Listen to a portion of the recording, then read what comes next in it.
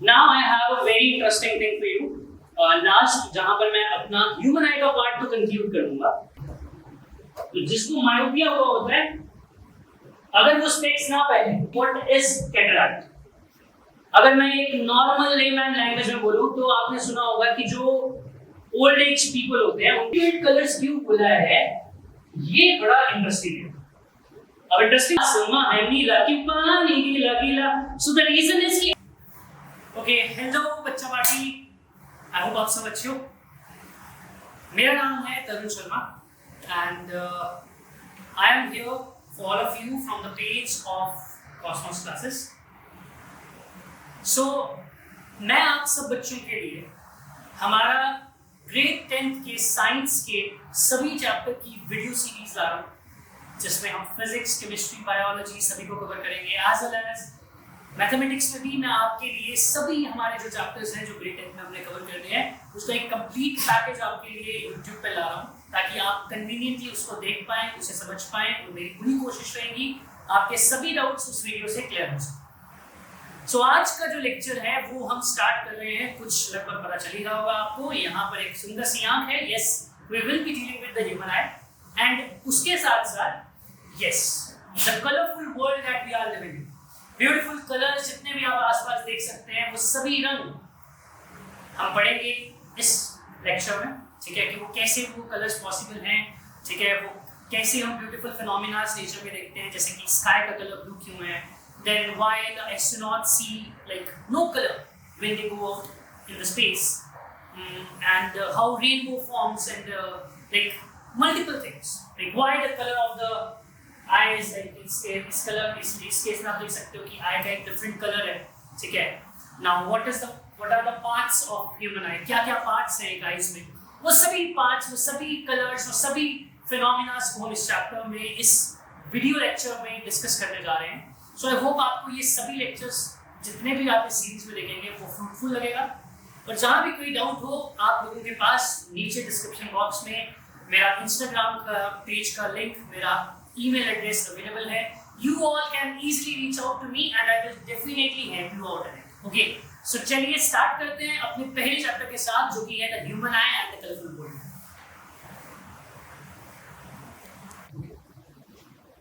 So now we'll start with the chapter the human eye and the colorful world।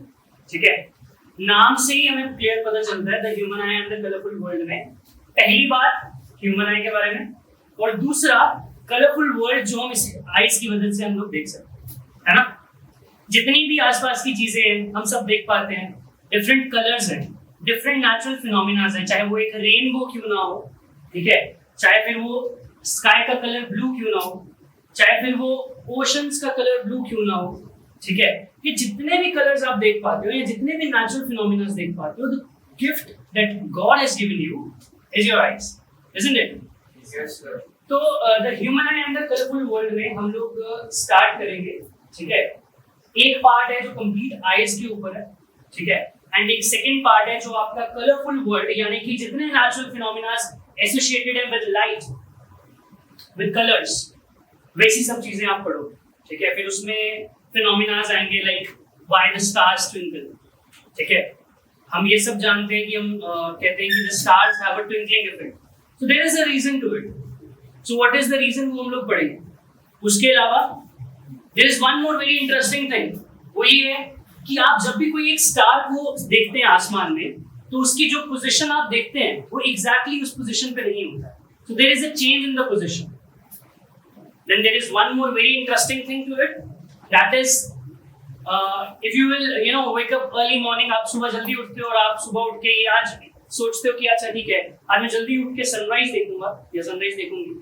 So when you go to the terrace and you see the sun rising, so actually जो आप सन को देख रहे हैं वहां पर सन नहीं है, ठीक है। सन राइज जो करता है उसका एक प्रॉपर टाइम है, बट आपको सन 2 मिनट्स पहले ही दिखना स्टार्ट हो जाता है। अच्छा, ये भी एक क्वेश्चन मार्क डालिए दिमाग में क्यूरियोसिटी का कि ऐसा क्यों। तो चलो अब स्टार्ट करते हैं इसमें और देखते हैं कि हमें इस चैप्टर में कौन कौन सी चीजें कवर अप करनी है, ठीक है। Let's see. Okay, the very first thing जो हम इस चैप्टर में पढ़ेंगे that will be human I.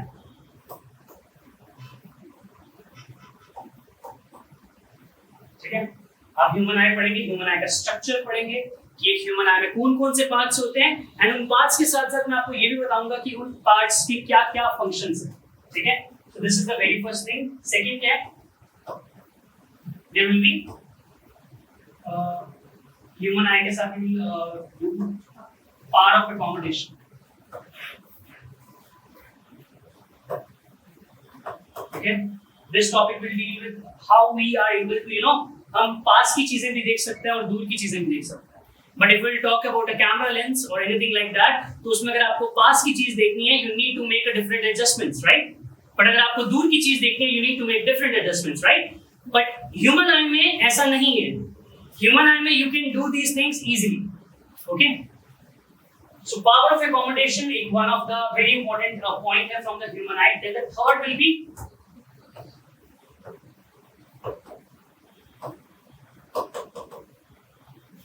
defects of vision. Defects of vision की सबसे बड़ी एग्जांपल मैं खुद हूँ, ठीक है, मुझे खुद स्पेक्स लगी हुई है, एंड ये वन ऑफ द एग्जांपल है defects of vision की। इसे कौन सा डिफेक्ट कहते हैं, मुझे कौन सा डिफेक्ट है, ये भी मैं आपको शेयर करूंगा, एंड इसके अलावा और कौन कौन से डिफेक्ट्स होते हैं ह्यूमन आई में, वो भी हम इस टॉपिक में डिस्कस करेंगे, ठीक है। Then fourth is, well, these three topics will, you know, somewhere be your first part, जो आपका complete human eye को explain कर रहा है। हाँ, but एक और चीज है जिसमें बच्चे बहुत ज्यादा, you know, थोड़े से नर्वस हो जाते हैं, but हम लोग उसका एक easy way out निकालेंगे। Defects of vision के ऊपर will have a numerical part, जो हम defects of vision में study करेंगे, ठीक है। और ये न्यूमेरिकल पार्ट बहुत इंटरेस्टिंग है। सोचो अगर मैं आप सब बच्चों को बोलता हूँ कि आपकी क्लास में एक बच्चा है जिसको आईसाइट वीक है और वो लास्ट डेस्क पे बैठा है और उसको कुछ नहीं दिख रहा है, तो आप बच्चा कैलकुलेट कर सकते हो वो डिस्टेंस जहां वो बैठे और उसको वो बोर्ड पे लिखी हुई चीजें दिखना शुरू हो जाए, ठीक है। So you know, you all those who are suffering with these defects, doctor आपको एक प्रिस्क्राइब करता है एक स्पेक्स, उसका एक पर्टिकुलर नंबर होता है। वेल, उस नंबर को जिन्होंने लाइट चैप्टर पढ़ा है उसे हम लोग पावर कहते हैं लेंस का, जिसे हम किस में मेजर करते हैं, डायोप्टर में मेजर करते हैं, ठीक है। तो पावर ऑफ लेंस जो है ये कैलकुलेशंस करके कैलकुलेट होता है, तब आप लोगों को वो प्रिस्क्राइब्ड लेंस डॉक्टर देता है। उससे पहले there is no way out कि हम डिसाइड कर सके ऐसा इसको कितना पावर ऑफ लेंस देना है अगर इसको एक डिफेक्ट है। ऑलराइट, सो उन बेसिस पे ये न्यूमेरिकल पार्ट है, तो बहुत इंटरेस्टिंग होता है। आई विल टेल यू कि कैसे इसको इजीली समझते हैं। देन द अदर फिनोमेना जो हमने स्टडी करना है, that is dispersion. Very beautiful phenomena. Well, dispersion is something जिसे हम लोग कहते हैं रेनबो इफेक्ट, ठीक है। You all are able to see the dispersion when there is like slide a bit of drizzle, आसमान में थोड़ी थोड़ी बारिश हो रही है और साथ ही साथ उसके साथ थोड़ी थोड़ी धूप होनी चाहिए, तो आपको ये फिनोमेना बिल्कुल देखने को मिलता है। इसको हम लोग डिस्पर्शन कहते हैं, इसको हम स्टडी करेंगे इसमें। Then the other topic is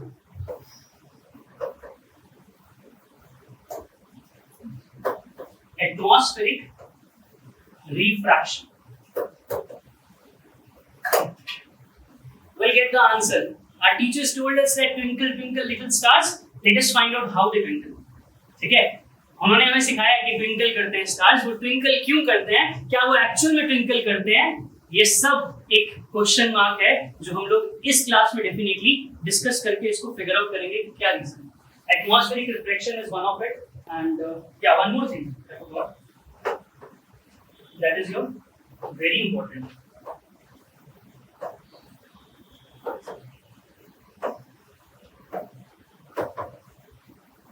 कैटिंग of light, ठीक है, बहुत important. So this is your human eye, ठीक है। अगर आप सामने से देखते हो, फ्रंट व्यू में देखते हो, तो what you usually expect, you expect something like this, right. This is something जो एक्सपेक्ट करते हैं from the human I, but actually the human I is not just this, ठीक है। This is just the front part of it, okay. You guys might be like aware of this. इसको क्या बोलते हैं, ये जो ब्लिंक कर रहे हैं इसको क्या बोलते हैं, क्या बोलते हैं, आईलिड्स कहते हैं, इन्हें आईलिड्स कहते हैं। और ये जो आईलिड्स के ऊपर है ये क्या कहते हैं, तुमको पता होगा क्या कहते हैं, मुझे मालूम है इन्हें आईलैशेस कहते हैं और ये आईलिड्स होते हैं. Eyelids is just like a window to this beautiful world. ठीक है, जब आप सोते हो और आपको दीज आईलिड्स क्लोज, जब ये आईलिड्स क्लोज हो जाते हैं तो आपको बाहर की दुनिया मिलती है ना. And once you will open these eyelids, आपको ये बाहर की जितनी भी दुनिया है, सुंदर सुंदर सारी दुनिया है ना. तो अब हमारा काम वो आईलिड्स तक या आईलैशेस तक नहीं है, हमारा काम उसके अंदर तक. ठीक है, लेट्स अंडरस्टैंड कि उसके अंदर का जो आई है वो कैसे वर्क करता है. ठीक है, and what are the parts of it. So well, this is the you can say the sectional view of your human eye. For example, आपकी जो eye होती है, मैं आपको बता दूं, एक बॉल की तरह है, spherical ball की तरह, जिसका diameter approximately 2 to 3 सेंटीमीटर होता है. ठीक है, अब व्हाट इफ मैं आपको बोलूं मेरे पास एक बॉल है और उसको मैं यहाँ से कट कर दूं, एक सेक्शन कट कर दूं, काट सकते हैं? ठीक है, हाँ काटते हैं. ठीक है, तो काटने के बाद अगर मैं यहाँ से अपनी आई को एक सेक्शनल कट देता हूँ, अपनी तुम्हारी, ठीक है, सेक्शनल कट देता हूँ, तो हमें आई का कुछ ऐसा पार्ट देखने को मिलता है. अब ये जो चीज आपको दिख रही है, इसमें हर एक पार्ट है जो मुझे आपको एक्सप्लेन करना है एक ह्यूमन आई के. ठीक है, स्टार्ट करेंगे. मैंने कुछ नंबर्स दिए हैं यहाँ पे और नाम मैंने ऑलरेडी दिए हैं, बट मैं आपको एक एक करके वो नंबर्स लोकेट करवाऊंगा डायग्राम में, और उनकी अंडरस्टैंडिंग जैसी भी है वो मैं आपको यहाँ पे बताऊंगा. ठीक है, तो will start with the very first. सबसे पहला मैं कौन सा बोला है? कॉर्निया. यस, अभी cornea start. Okay, the very first part जिसकी हम बात कर रहे हैं वो कौन सा है? कॉर्निया. इसलिए मैं इसको लिख रहा हूँ नंबर 1. ये आउटर मोस्ट पार्ट होता है ह्यूमन आई. अगर कभी आप रोते हो या कुछ कभी ऐसा हो, तो आप अगर आंखों को अपनी ध्यान से देखो, what you will see, you will see that there is a like a shine in your eyes. ऐसे लगता है जैसे किसी ने, वो जैसे नोटबुक के ऊपर हम एक ट्रांसपेरेंट शीट लगाते हैं ना, ऐसे लगता है रोते वक्त कि किसी ने हमारी उन आंखों के ऊपर एक ट्रांसपेरेंट शीट लगाई है जो शाइन कर रही है. तो वो ट्रांसपेरेंट लेयर बेटा कॉर्निया होता है. आई बात समझ में? ठीक है, and this cornea has a very important task. जिन बच्चों ने लाइट चैप्टर पढ़ा है उनको पता होगा ये बात कि लाइट में हमें बोला जाता है कि जब लाइट अपना मीडियम चेंज करती है वो बेंड करती है. So this phenomena is refraction only, और यहाँ पर लाइट बेंड ही होगा. This cornea is responsible for the 70% of the bending of the light. ठीक है, हमारा पर्पस रहेगा लाइट को एक जगह पर आई लेंस पे लाना. आई लेंस से होते हुए लाइट को मुझे एक जगह पर लाना है ह्यूमन आई में. वो किस पार्ट पे लाना है, उसको लाने के लिए मुझे रिफ्रैक्शन चाहिए, बेंडिंग चाहिए. तो बेंडिंग सबसे पहले कहाँ शुरू होती है? कॉर्निया. ठीक है, it is transparent layer. Cornea क्या है? It is the transparent layer. ठीक है,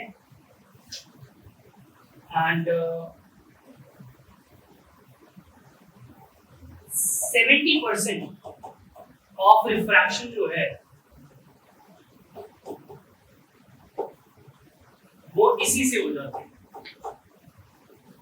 हम यूजुअली सोचते हैं कि एक आई लेंस होना चाहिए जो रिफ्रैक्शन करेगा, बट हाँ, ऑलमोस्ट 70% ऑफ द रिफ्रैक्शन जो है, बेंडिंग जो है, वो कॉर्निया ही कर देता है. इतनी चीज क्लियर है? इसके अलावा इसका एक और फंक्शन होता है, and that function is it protects. आप बता सकते eye from dust, bacteria. जैसे आप insects कह रहे हो, so there can be a lot of it, so we'll write etc. Then your second part is aqueous humor. अब मैं aqueous humor तुम्हें दिखाता हूँ. इस डायग्राम पे ध्यान से चेक करना. इसको मैं नंबर 2 लिख रहा हूँ. ठीक है, नंबर 2 लिखा है और नंबर 2 आपका है aqueous humor. Alright, aqueous humor is what? It is a water-like fluid. Water की कंसिस्टेंसी, पानी की कंसिस्टेंसी जैसा फ्लूइड होता है, इसलिए नाम में एक्वा है. एक्वा समझते हो ना? ठीक है, aqua means water. So water like consistency होती है इसमें. So this aqueous humour is a fluid which is present where? Cornea, और आपका आगे एक लेंस होता है. कॉर्निया और लेंस के बीच में एक फ्लूइड है जो वाटर लाइक कंसिस्टेंसी रखता है, और इसका काम क्या है? इसका काम होता है आउटर और इनर प्रेशर को मेंटेन रखना, ठीक है। आइस के बाहर भी प्रेशर है, अंदर भी रहता है, तो उसको मेंटेन रखने के लिए भी ये काम आता है, ठीक है। सो इसको आप लिख सकते हो एक्वस से, आप लिख सकते हो it is like water like consistency fluid, water like consistency fluid maintains what? Pressure difference. किस काम आएगा बच्चों? प्रेशर डिफरेंस मेंटेन रखने में। Outer part of the eye और inner part of the eye में प्रेशर डिफरेंस जो है वो मेंटेन रहना चाहिए, ठीक है।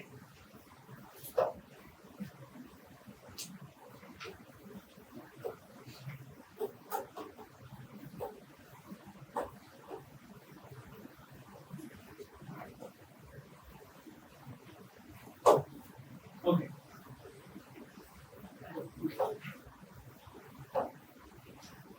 नेक्स्ट इज आइरिस, ठीक है। सो दो पार्ट्स कौन कौन से हो गए तुम्हारे? Number 1 is cornea, number 2 is aqueous humour, ठीक है। Number 3 is iris. आइरिस के लिए मैं आपको ऐसे बताता हूँ, आप सब बच्चे ये चेक करो, ये डायग्राम देख लो, दिस वन। इस डायग्राम में आपको क्या डिफरेंस देखने को मिल रहा है? मतलब हर एक इमेज जो इसमें दी हुई है उसमें एक डिफरेंस है, और वो डिफरेंस ये है कि सभी आंखों का कलर जो है वो अलग अलग है ना। तो ये जो आईज का कलर डिफरेंट होता है, ये क्यों है? This is due to the component known as iris. Iris के बीच में आप देख सकते हो देयर इज अ पार्ट जो कि हर एक अलग अलग कलर की भी आईज है, बट स्टिल वो बीच वाला पार्ट हर एक आईज का सेम, उसको क्या बोलते हैं? प्यूपिल। आप देखो हर एक आईज में वो एक ब्लैक कलर का स्पॉट है ना। इस ब्लैक कलर के स्पॉट को हम लोग प्यूपिल कहते हैं। So iris is it is colour diaphragm, क्या बोलते हैं?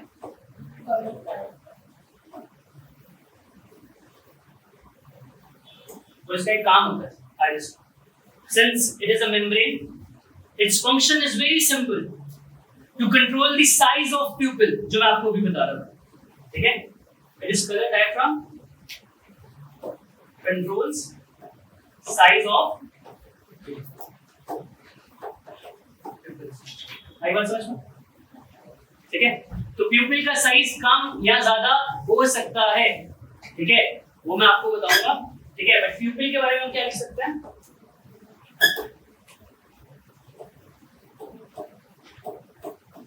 It is the dark spot किसके सेंटर पे होता है? आइरिस।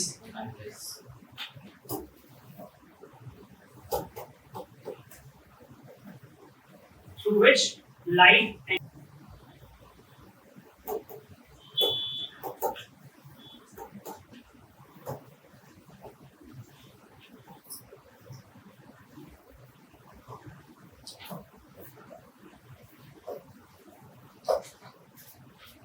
ठीक है, got it.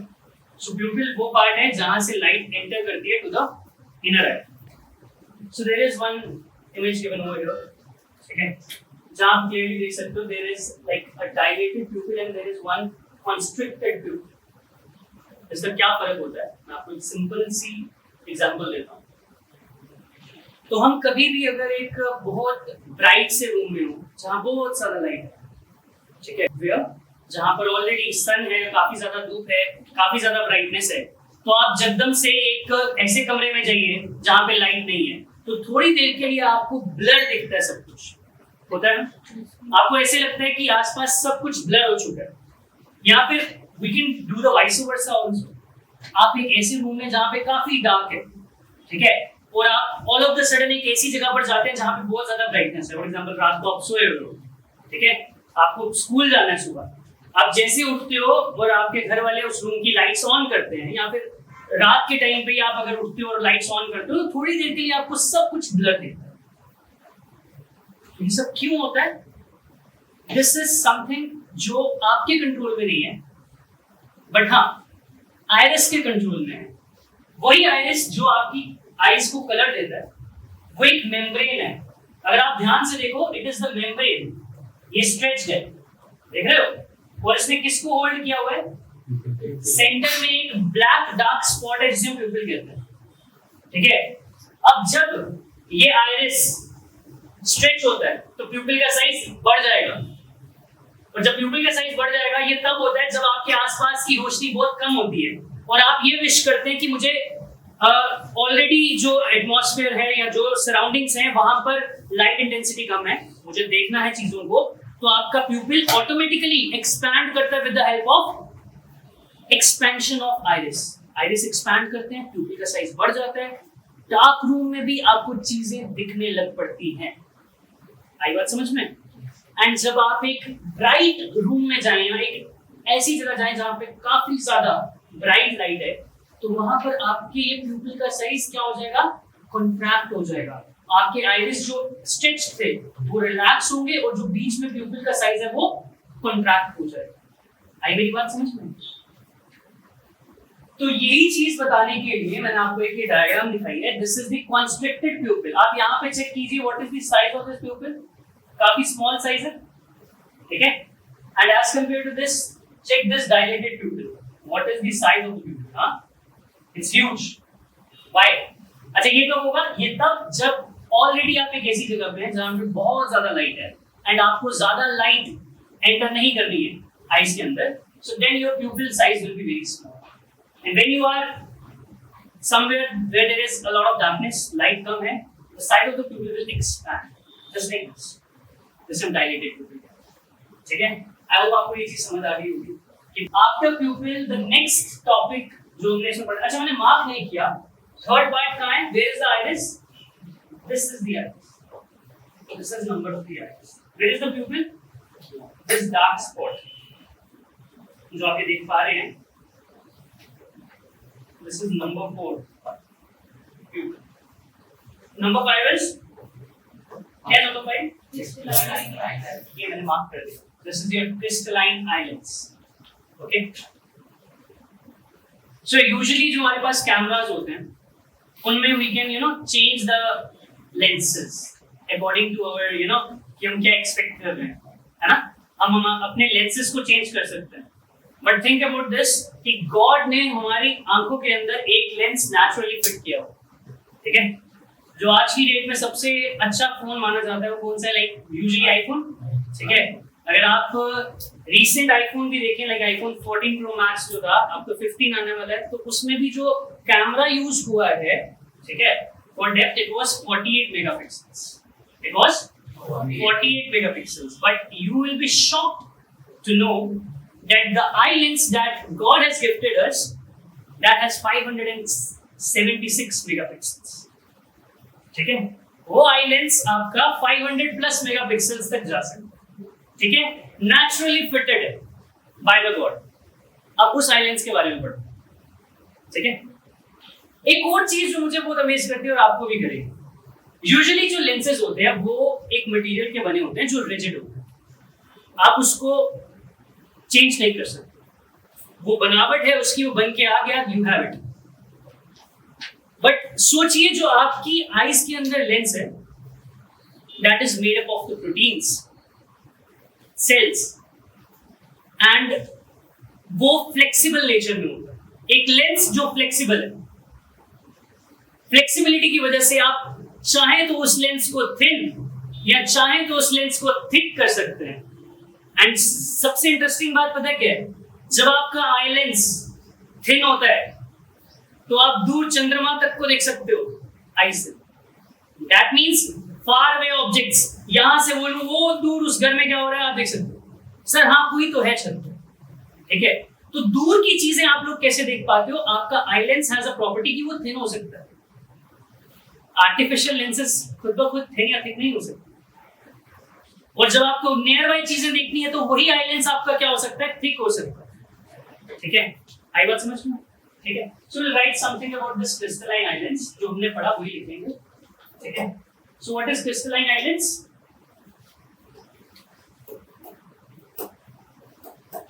It is the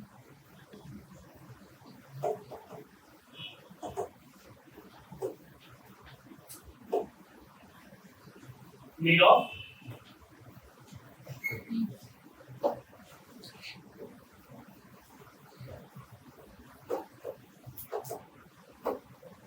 अच्छा ये कॉन्वेक्स नेचर है कि concave? Convex.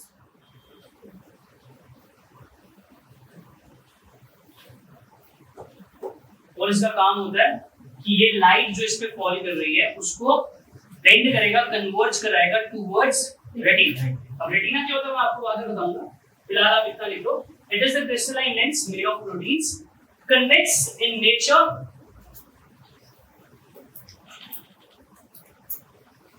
converges light on retina.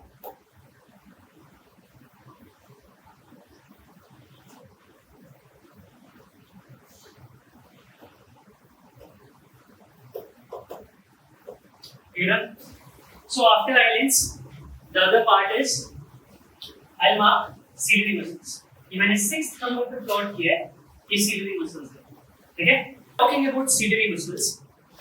Ciliary muscles आपका eyelids के साइज को कंट्रोल करते हैं। अगर मैं नंबर के हिसाब से जाऊं, नंबर 6 मैंने मार्क किया हुआ है ciliary muscles को। इनका एक सिंपल सा लॉजिक मैं आपको बताता हूँ। इनका ये काम है, जैसे अगर एक ह्यूमन आईलेंस हमारे पास अवेलेबल है, ह्यूमन आईलेंस की फोकल लेंथ या मैं कहूँ उस लेंस की पावर को हम चेंज कर सकते हैं, बिकॉज उसके पास वो फ्लेक्सिबिलिटी है। But the force required for it, जो लेंस को थिक या थिन कर सके, यानी कि उसकी फोकल लेंथ को कम या ज्यादा करने के लिए, इस lens holds the size of eye lens and yes it can change the focal length of this eye lens. Obviously by changing the size of lens changes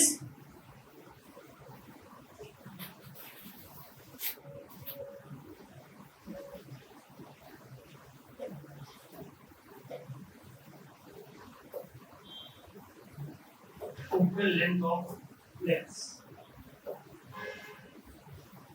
So this was your component number 6. Well, this component number 6 ciliary muscles के साथ ही आपकी ligaments होते हैं जिन्होंने lens को hold करके रखा होता है, उनका नाम रहता है सस्पेंसरी लिगामेंट्स।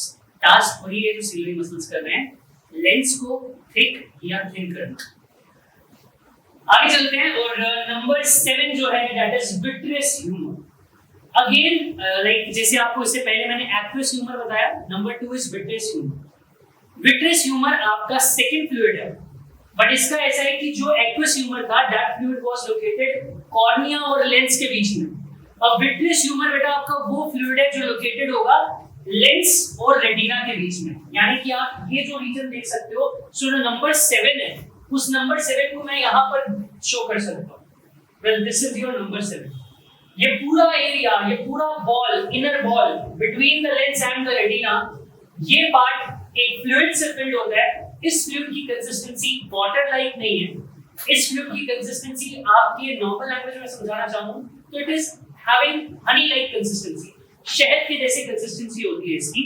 और इसका काम क्या है, बहुत सिंपल है, ये एक फ्लूइड है एंड फिजिक्स में हम ये चीज भी पढ़ते हैं कि फ्लूइड अपनी वॉल्स पर प्रेशर लगाता है।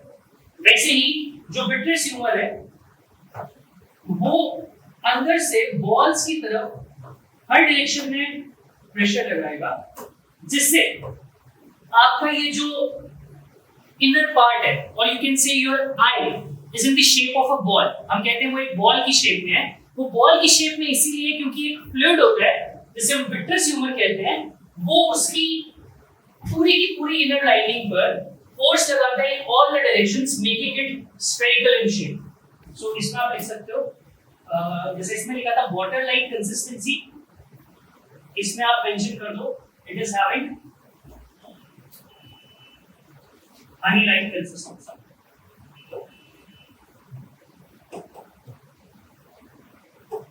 ठीक है, एंड व्हाट इज प्रोवाइडिंग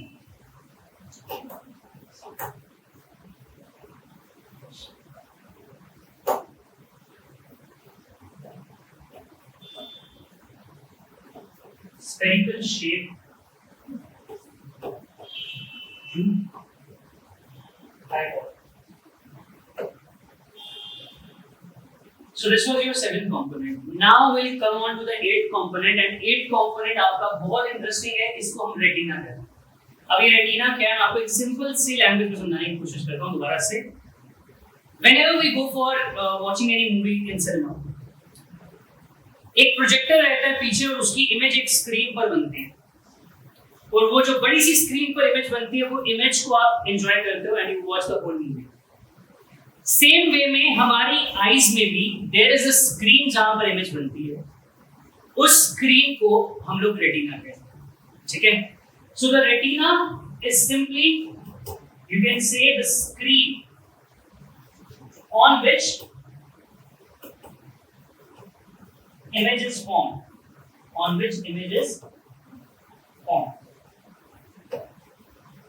तो ये वो स्क्रीन है जहां पर इमेज फॉर्म होती है। अब एक और चीज बहुत इंपॉर्टेंट है स्क्रीन की, कि ये स्क्रीन को अगर मैं आपको लोकेट करके दिखाना चाहूं तो this is like this part, check करिए, ये जो पार्ट आप देख रहे हैं this is your retina.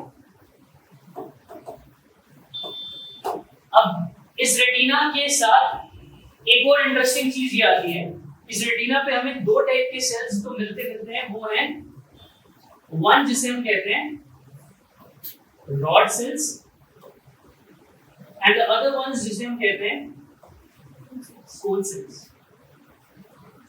In rod cells और कोन सेल्स का ऑन द रेटिना क्या काम है देखिए। Rod cells are also called as the light sensitive cells।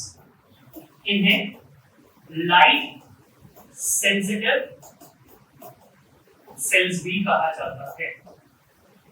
That means ये cells हमें मदद करते हैं अगर हम किसी भी चीज को देख रहे हैं, नेचुरल फिनोमेना किसी को भी देख रहे हैं, तो वो फिनोमेना ब्राइट है या वो फिनोमेना काफी डिम है, उसकी ब्राइटनेस कितनी इंटेंस है, कितनी कम इंटेंस है, ये चीज हम किससे देख पाते हैं? With the help of rod cells present on the retina. Okay, got it. जितने रॉड सेल्स सेंसिटिव रहे तो उतना आप कम लाइट में भी देख सकते हैं, ठीक है। Example owl, if I show you, देखिए यहां ये आपके सामने एग्जांपल है एक आउल की। इस आउल के पास भी रेटिना पर आपके रॉड सेल्स अवेलेबल हो। फर्क इतना है कि इसके रॉड सेल्स क्या होते हैं ह्यूमंस के कंपैरेटिवली मोर। तो वो सुना ही होगा आपने कि हम यूजुअली लोगों को बोलते हैं तुम्हारे पास उल्लू की आंखें हैं। तो वो उल्लू की आंखें बोलने का रीजन क्या है? वो साइंटिफिकली ये मतलब है कि जो आउल होता है उसके पास रॉड सेल्स का नंबर ज्यादा रहता है। ज्यादा नंबर होने की वजह से वो कम लाइट, डिम लाइट जहां पे हो वहां पर की चीजों को इजीली डिस्टिंग्विश कर सकता है, जो आप जैसे लोग या मेरे जैसे लोग या ह्यूमंस नहीं कर सकते, या other birds they can not do that. इसीलिए हम कहते हैं कि आउल जो होता है वो मॉर्निंग में सोता है एंड रात को वो जागता है एंड इजीली वो शिकार कर सकता है रात के टाइम पे। क्यों? क्योंकि वो देख पाता है, उसके पास वो रॉड सेल्स का नंबर, वो कम इंटेंसिटी ऑफ लाइट में भी चीजों को देखने का एक्सपीरियंस जो इंस्ट्रूमेंट रिक्वायर्ड है वो उसके पास ज्यादा अच्छे से है। So this is the work of rod cells in our eyes. तो ये काम है रॉड सेल्स का हमारी आंखों में, ठीक है। आई होप आपको रॉड सेल्स बता रहा हूं। तो these are the light sensitive cells. Other ones is are the cone cells. C for cone होता है और सी फॉर कलर भी होता है, ठीक है। ऐसे याद रखना है, C for cone and C for colour. जैसे इसे लिखा लाइट सेंसिटिव सेल्स, इसे कहते हैं कलर सेंसिटिव सेल्स। अब इनका क्या काम? नाम से पता चल रहा है, कलर सेंसिटिव सेल्स का काम होता है कि आप जब भी आपकी आईज की रेटिना पर इमेजेस बन रही हैं वो हमें समझ आता है, बट इमेजेस बनने के बावजूद भी ऐसा तो नहीं है ना कि हम ब्लैक एंड व्हाइट देख रहे हैं। No, we are able to see beautiful colours in this like whole world. जितने सुंदर सुंदर रंग आप सब बच्चे देख पाते हो, तो वो इतने सुंदर सुंदर रंग हम कैसे देख पा रहे हैं कि हमारे रेटिना के ऊपर वो कौन सेल्स प्रेजेंट हैं, वो कौन सेल्स जो कलर को डिस्टिंग्विश करने में हमें मदद करते हैं, ठीक है।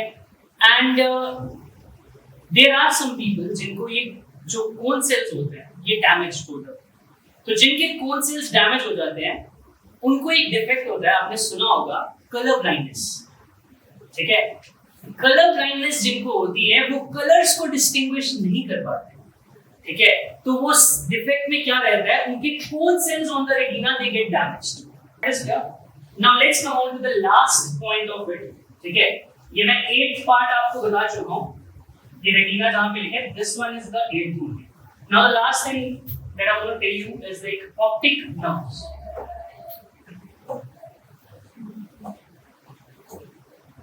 ये जो पार्ट आप देख रहे हैं ये कुछ नर्व्स हैं, इसे हम 9 करेंगे and these are called as optic nerves. अब इन ऑप्टिक नर्व्स का क्या काम है? अगर आप जानते हैं ऑप्टिक शब्द का मतलब होता है लाइट, ठीक है? तो ये रेटिना एक काम करता है कि जो हमारे पास लाइट की फॉर्म में, रोशनी की फॉर्म में एनर्जी आती है, सोचिएगा लाइट की फॉर्म में जो एनर्जी आती है उस एनर्जी को इलेक्ट्रिकल एनर्जी में, इलेक्ट्रिकल इंपल्सेस में कन्वर्ट करके हमारे ब्रेन तक पहुंचाता है और वो ब्रेन डिस्टिंग्विश कर पाता है कि अच्छा ये फ्रेंड मेरा जो है इसका नाम क्या है, ये फ्रेंड मेरा जो है इसका नाम क्या है। यानी कि आप अलग अलग चीजों को देख के बता सकते हैं ना कि ये चीज है और ये चीज है। तो ये फर्क आपके दिमाग तक कौन पहुंचाता है, ये डिफरेंस, ये सेंस, इसके लिए हमारे पास ऑप्टिक नर्व्स हैं जिसका काम है to carry the optical signals. Optical means light. Optical signals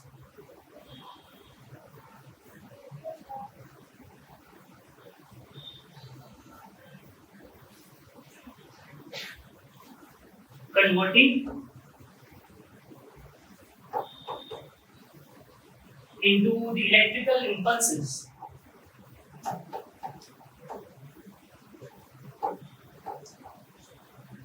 to carry the optical signals, converting into electrical impulses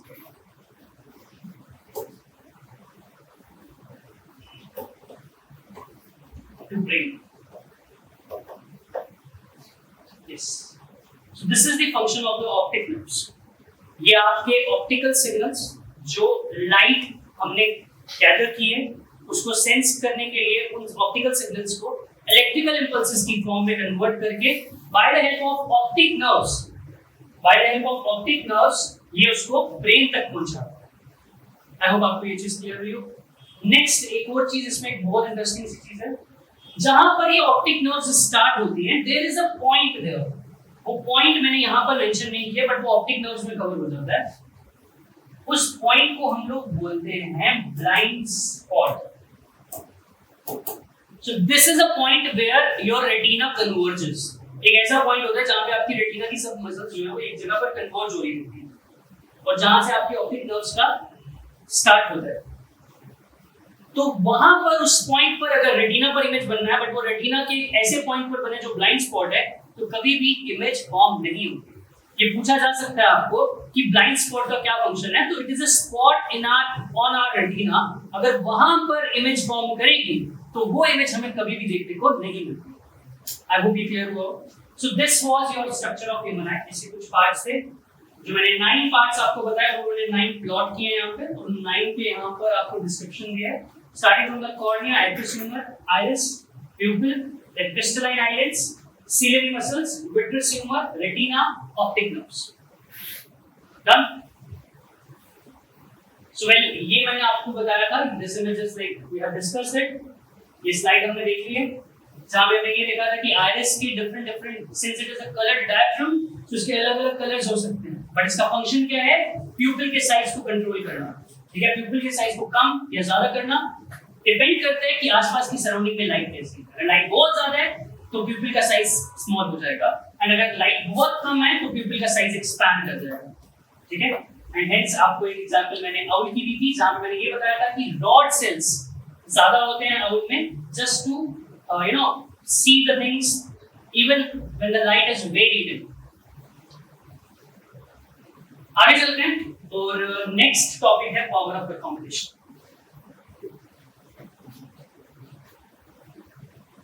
ये इतना हो गया, ठीक है? तो ये भी एक पार्ट है।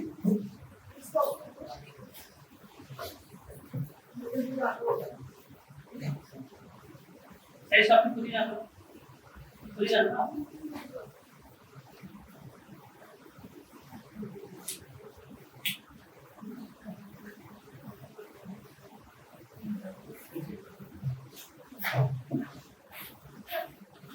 स्टार्ट करना है। ये चल रहा है ना, कंटिन्यू।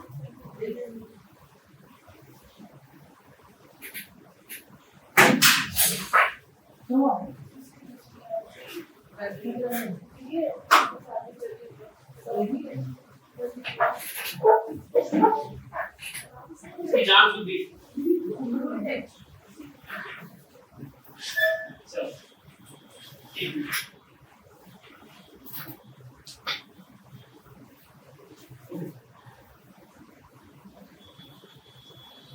ओके बच्चों, नेक्स्ट चीज जो हम डिस्कस करेंगे वो है पावर ऑफ एकोमोडेशन।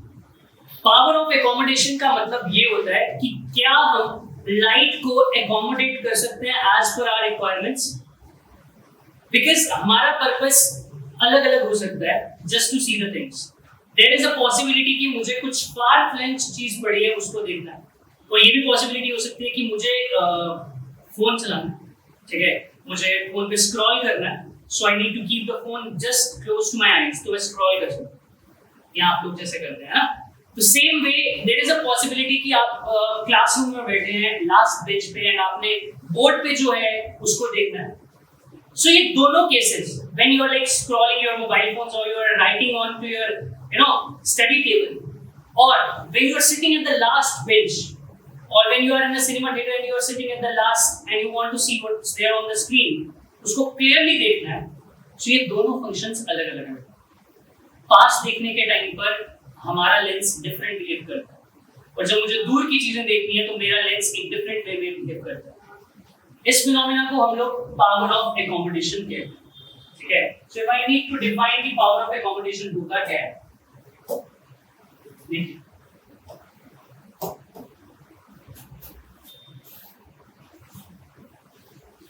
सो इसे लिखा जाता है इट इज द एबिलिटी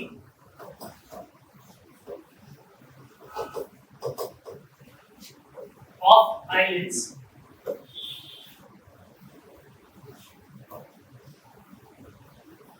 पहले होता है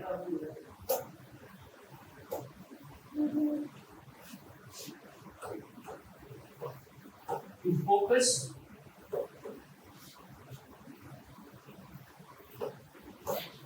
the far away objects, far away and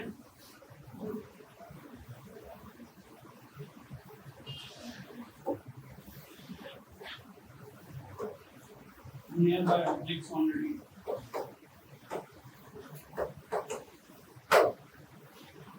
ठीक है, जैसे कि मैंने मेंशन किया it is the ability of eye lens to focus the far away and near bye objects on retina. जो दूर के ऑब्जेक्ट्स हैं और जो पास के ऑब्जेक्ट्स हैं उन दोनों ऑब्जेक्ट्स की इमेज रेटिना पर ही बननी चाहिए, रेटिना से आगे भी नहीं, रेटिना से पहले भी नहीं, क्योंकि अगर दोनों केसेस में से कुछ भी हुआ तो इमेज तो बनेगी बट वो ब्लर इमेज बनेगी, ठीक है। So in both the cases the image should form on the retina, so it is the ability of eye lens only जिसकी मदद से ये होगा, ठीक है। अब इसमें एक बहुत इंटरेस्टिंग पॉइंट ये आता है कि क्या इस चीज की कोई लिमिट है कि मैं दूर अगर देखना चाहता हूं तो मैं कितना दूर deख सकता हूं, और अगर मैं पास देखना चाहता हूं तो मैं कितने पास की चीज देख सकता हूं। So for humans if I talk about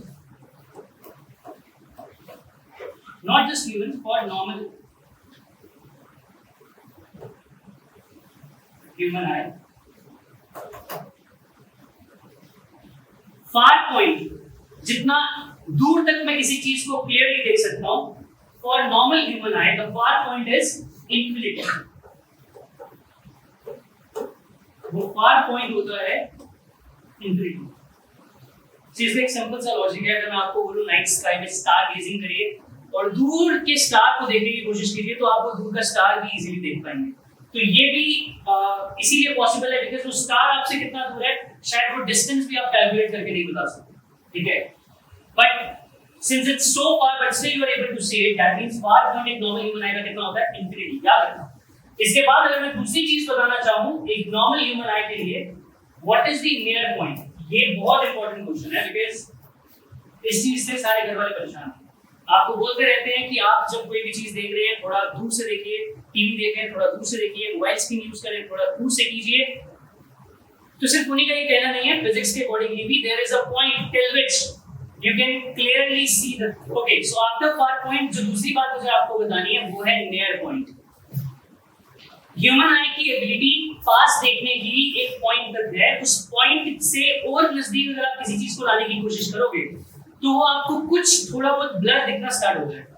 so वो नियर पॉइंट है 25 centimetre for a normal human eye, and that is the reason your parents always tell you, you know, आपके पेरेंट्स हर बार आपको बोलते हैं कि बेटा फोन थोड़ा दूर से, टीवी देख रहे हो थोड़ा दूर से, कॉपी पे कुछ लिख रहे हो थोड़ा दूर से। क्यों बोला जाता है? वो ये नहीं है कि उनको डांटने के लिए कोई रीजन चाहिए। Scientifically yes there is a reason, and that reason is the near point of a normal eye, the point till which एक आई बिना ज्यादा स्ट्रेस लिए चीजों को इजीली पढ़ सकती है, दैट पॉइंट इज 25 सेंटीमीटर। आप 25 से क्लोज रखेंगे तो ऐसा होगा कि एक टाइम आएगा कि वो 25 नहीं 30 हो जाएगा, फिर आपकी वो चीज 30 पे होगी तो ही आपको क्लियरली दिखेगी।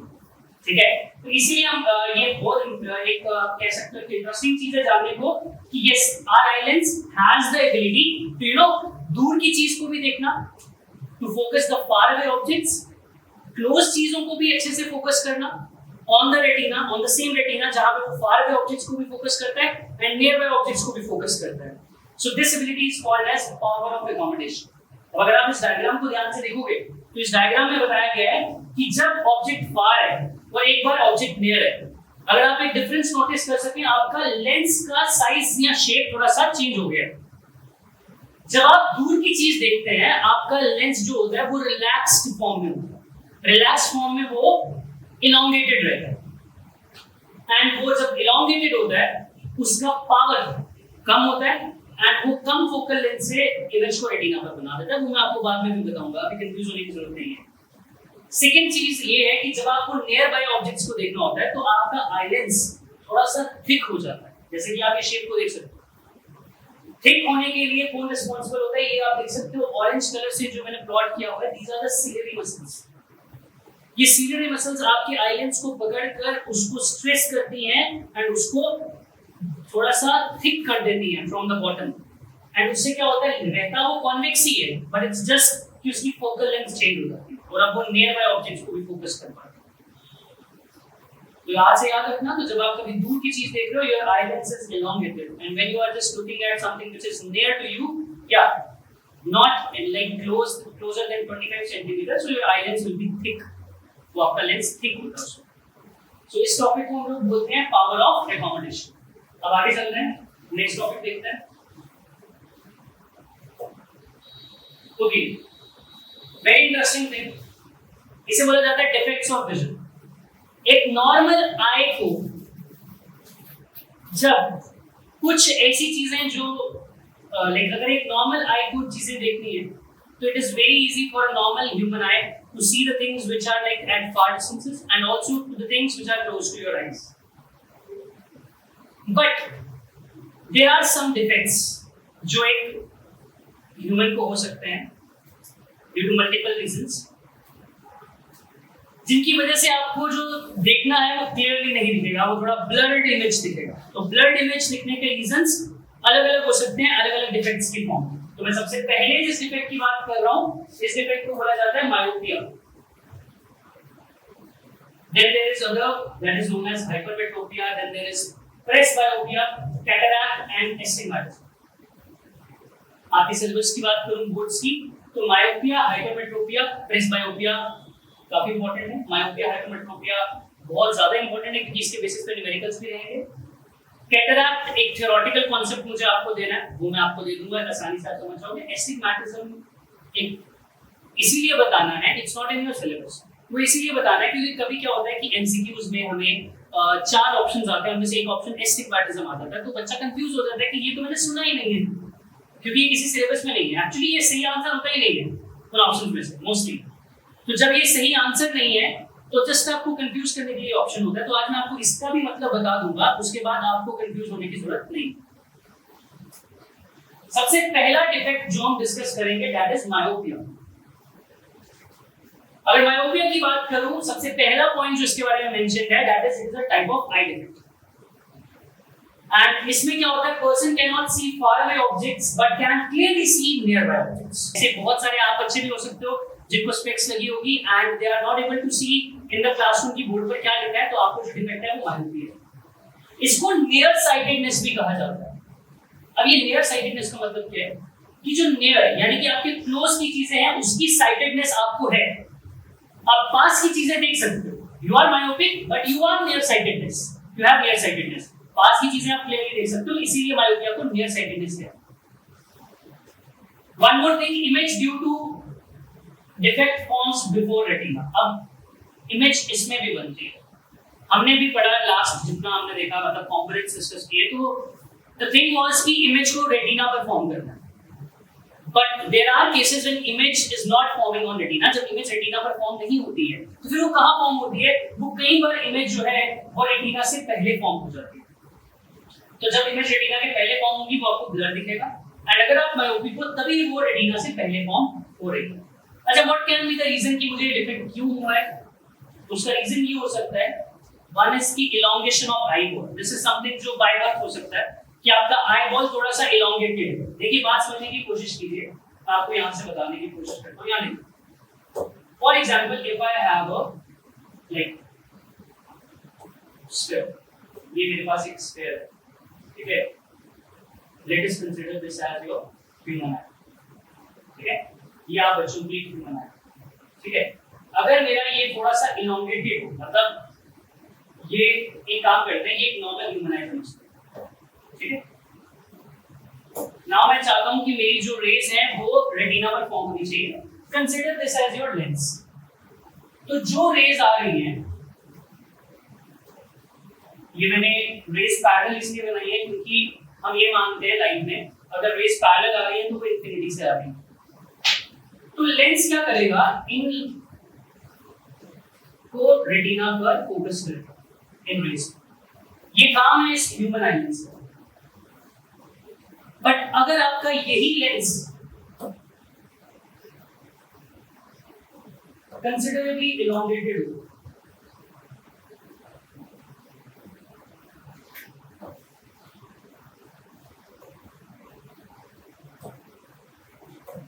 यहां देखो,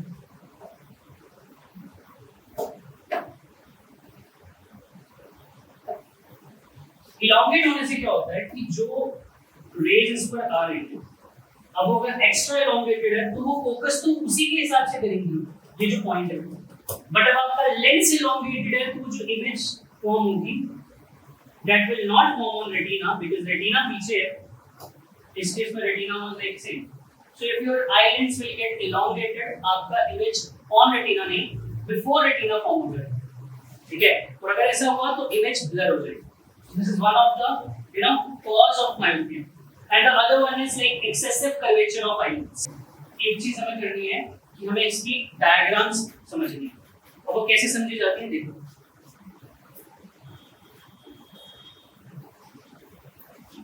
First of all, you need an eyeball.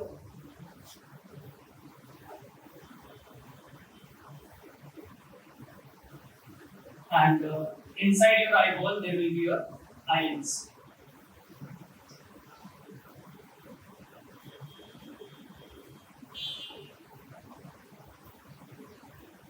अब अगर आप इस आईलेंस की शेप देखो, this shape is elongated, that means ये फार अवे ऑब्जेक्ट को देखने की कोशिश कर रहा है। ये डायग्राम जो मैं बना रहा हूं this is of a normal human आई।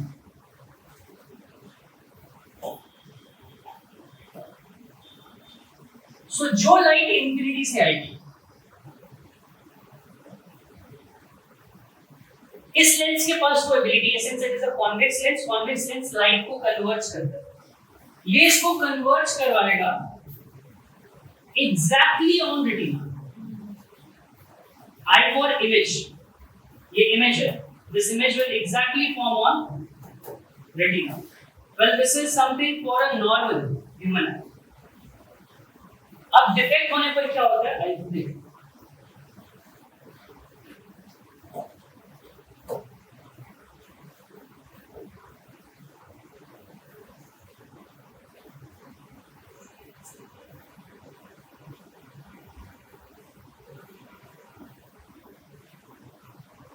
अब आपका आई लेंस उतना थिन नहीं मैं बनाऊंगा। अगर आप इस लेंस को देखो उसके comparatively this lens is a bit thick in size. Thick होने से क्या होता है बेटा, सिंपल सा लॉजिक याद रखना, लेंस जब थिक होता है उसकी फोकस करने की पावर बढ़ जाती है। तो वो जो फोकस रेटिना पर जाके कर रहा था, अब अगर वो थिक है तो वो हो सकता है रेटिना से पहले ही फोकस कर देगा रेज, जैसे कि कुछ इस तरीके से। रेज आई, सीलियरी मसल्स ने एबिलिटी, सीलियरी मसल्स के पास एबिलिटी था कि वो आई लेंस को थिन रखना चाहती थी, but due to the myopia defect वो आई लेंस थिन नहीं रहेगा, ज्यादा कंपैरेटिवली थिक होगा, जिसकी वजह से जो फोकस ऑन रेटिना होना चाहिए, फोकस तो होगा but the focus will be before retina. Image will form, definitely it will form. Lens है कन्वर्ज करेगा but this image will form before retina. So this diagram is of defect.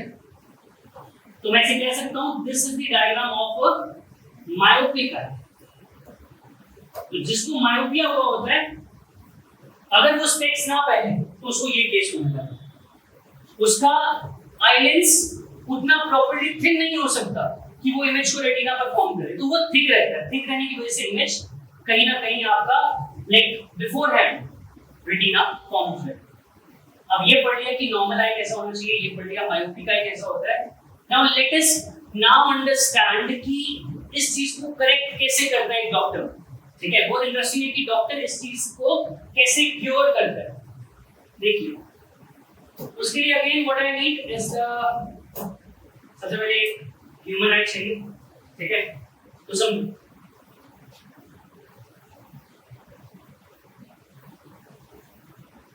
this is a normal human eye.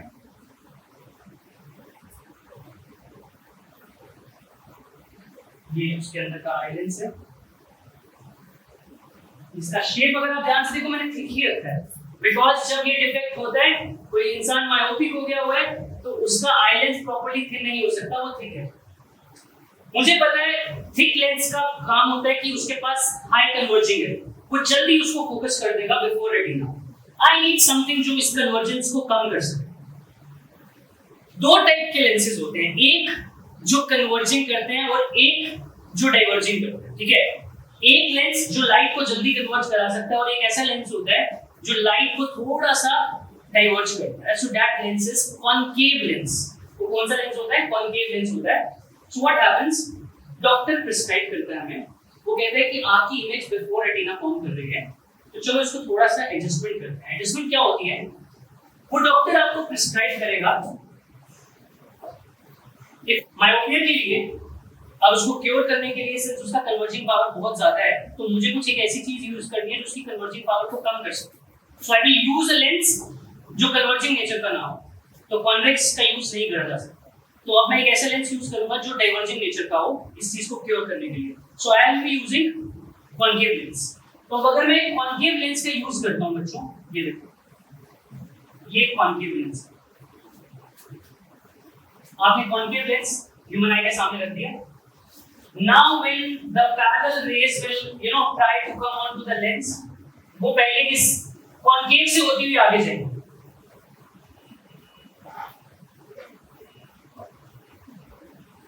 ये parallel है मतलब object में infinity.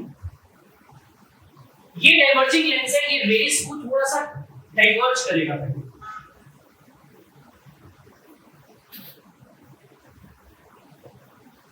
ठीक है, ये diverge इस हिसाब से करता है कि अगर मैं इसको पीछे एक्सटेंड बैक करूं तो ये रेस पता है कहां पे मीट करती हैं? ये कुछ जगह पे मीट करती हैं जो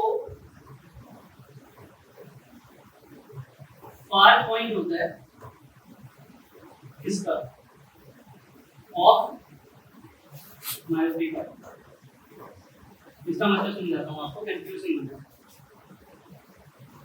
जब हम दूर का क्लियरली नहीं देख पाते हैं, फिर भी एक ऐसा पॉइंट होता है जहां से हम क्लियरली देख सकते हैं. मान लो आप एक क्लासरूम में बैठे हो और आपको बोर्ड पे जो लिखा है लास्ट सेक्शन नहीं दिखता, बट अगर मैं आपको बोलता हूं कि बच्चा आप आगे आके बैठो, तो जब आप आगे आके हो सकता है थर्ड एक्स पे बैठो तो आपको क्लियरली दिखना शुरू हो जाता है.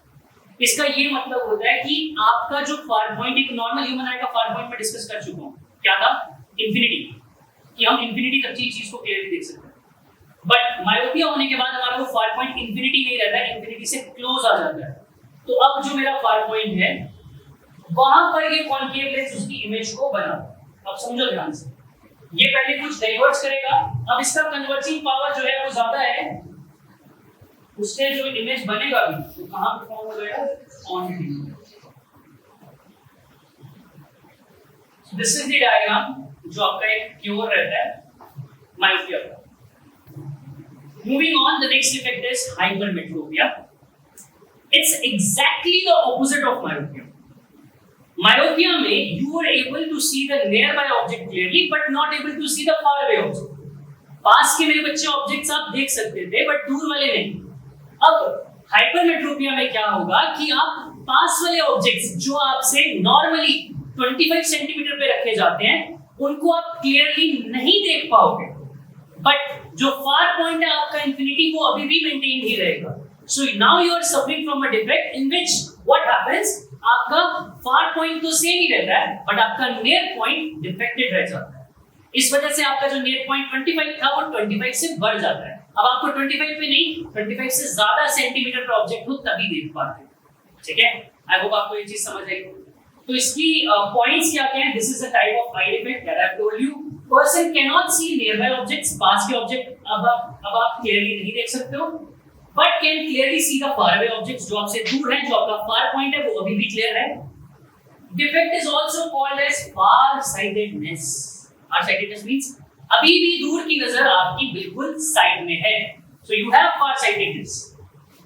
Image forms beyond retina in this defect. अब ये पुराने वाले से कैसे अलग है? उसमें इमेज बिफोर रेटिना बन रहा था, इसमें इमेज बियॉन्ड रेटिना बनता है. एंड इसका रीजन ये होता है कि जो लेंस की पावर है कि वो उसको कन्वर्ज कर सके फोकस पे, वो पावर वीक हो जाती है और वो फोकस पे ना कन्वर्ज करके, मतलब जो रेटिना पर एक कन्वर्ज करना है रेटिना पे ना कन्वर्ज करके रेटिना से कुछ आगे जाकर कन्वर्ज करता है. सो ये हमारा डिफेक्ट है जिसको हम क्योर ऐसे ही कर सकते हैं कि वो जो कन्वर्जिंग रेटिना के बियॉन्ड हो रही है वो रेटिना पर हो जाए एंड मेरा डिफेक्ट जो है वो क्योर हो सकता है. Let's see how this thing will work. इसके लिए हमारे पास एक ऑलरेडी अवेलेबल डायग्राम है. अगर आप इस डायग्राम में देखो, आप सिर्फ ये वाला कॉलम देखना. कॉलम मींस वर्टिकली ये चीज देखिए.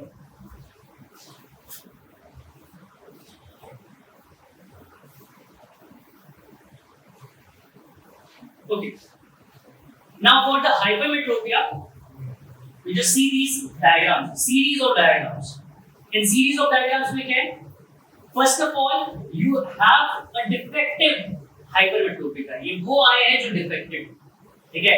मतलब so now the second thing is after myopia, we will be understanding hypermetropia. ठीक है? So अब ये topic जो है, you can mention it, understanding hypermetropia कि कैसे वर्क करता है. अब आप इस चीज को समझेंगे कि हाइपरमेट्रोपिया कैसे काम करता है. ठीक है, कैसे उसको क्योर किया जा सकता है. एक नॉर्मल ह्यूमन आई का लेयर पॉइंट एज डिस्कस्ड आप सब बच्चों को मैंने बताया, आपने नोट किया होगा, दैट इज 25 सेंटीमीटर. सो ये वो 25 सेंटीमीटर का डिस्टेंस है जहां पे अगर एक ऑब्जेक्ट को रखा जाए तो human eye lens is capable enough, self sufficient enough कि वो उस 25 सेंटीमीटर दूर रखे हुए ऑब्जेक्ट को इमेज एग्जैक्ट ऑन रेटिना बना सकता है. But yes, for doing this we want our eye lens to converge more. तो इस टाइम पर आई लेंस का कन्वर्जिंग पावर ज्यादा होता है. ठीक है, अगर आप नियर पॉइंट की कोई चीज को देख रहे हो कि 25 सेंटीमीटर दूर. Okay, so next defect is presbyopia. It is another type of defect after myopia और हाइपरमेट्रोपिया हमने पढ़ लिया है. ये थर्ड डिफेक्ट है. ये डिफेक्ट डील करता है with the old age people. Now this is also called as the old aged hypermetropia.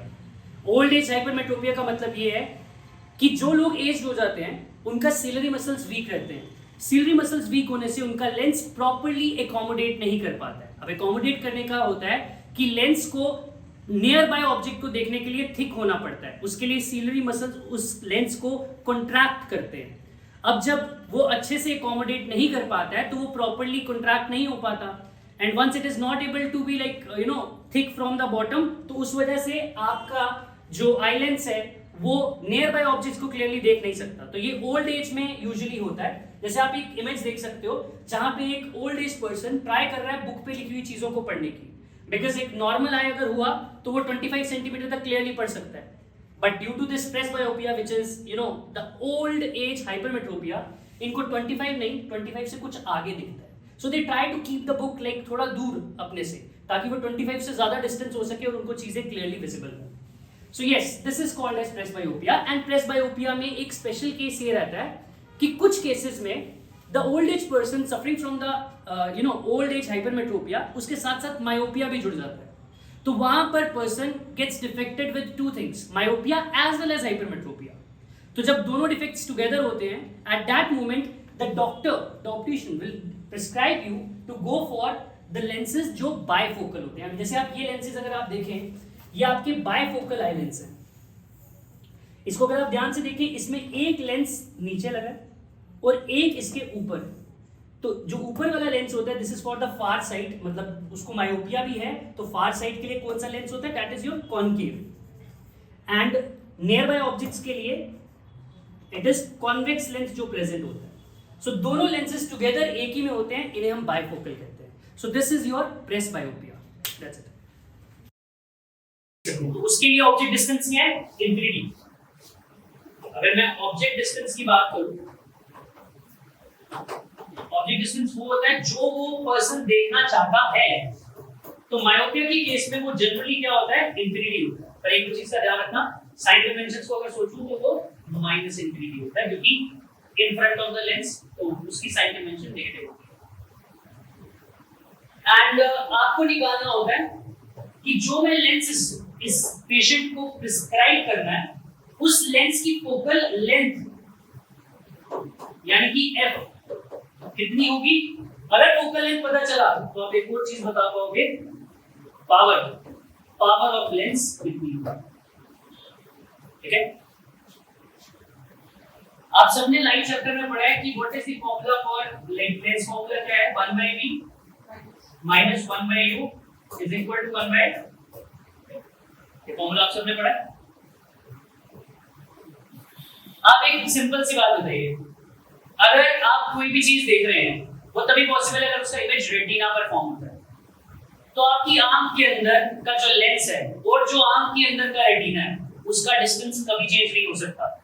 That is nature installed है कि आपके ह्यूमन आई के अंदर के लेंस और रेटिना के बीच का डिस्टेंस क्या है, फिक्स। दैट मींस जो इमेज जहां बननी है, इमेज डिस्टेंस वो क्या है, फिक्स। क्या है, फिक्स है। u क्या होता है, ऑब्जेक्ट डिस्टेंस। अब ये कैसे फिक्स है, ये तो फिक्स नहीं है।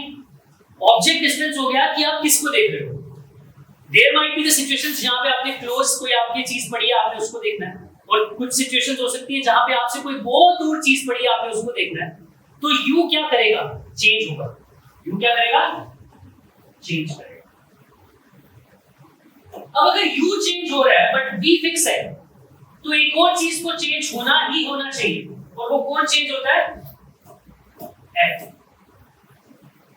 यही तो खास बात है ह्यूमन आई की।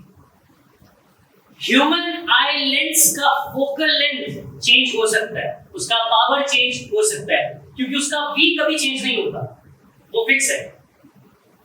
उसका u चेंज होता है बट उसका f भी चेंज होगा, क्योंकि v will always remain fix. Okay, now इस न्यूमेरिकल के हिसाब से जाऊं, ठीक है। So this will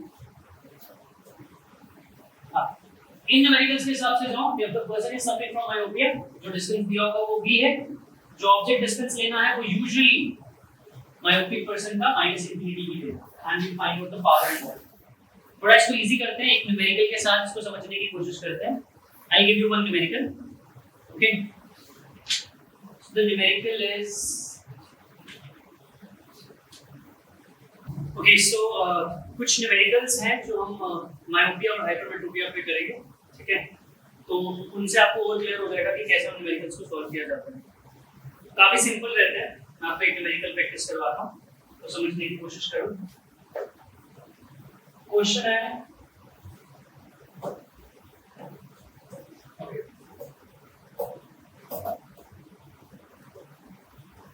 far point of myopic eye is 8080 centimetre. इतनी लाइन अभी मैंने क्वेश्चन की लिखी है। इसका ये मतलब है कि एक पर्सन है, वो मायोपिया से अफेक्टेड है एंड उसका फार पॉइंट कितना है, 80 सेंटीमीटर, जो कि यूजुअली मैंने आपको लिखा है कितना होता है, एक नॉर्मल ह्यूमन आई का फार पॉइंट इंफिनिटी होता है, बट जिसको मायोपिया हुआ है उसका रिड्यूस हो जाता है, एंड इसका भी रिड्यूस हुआ है। So what I want, what is nature and power of lens required to cure it?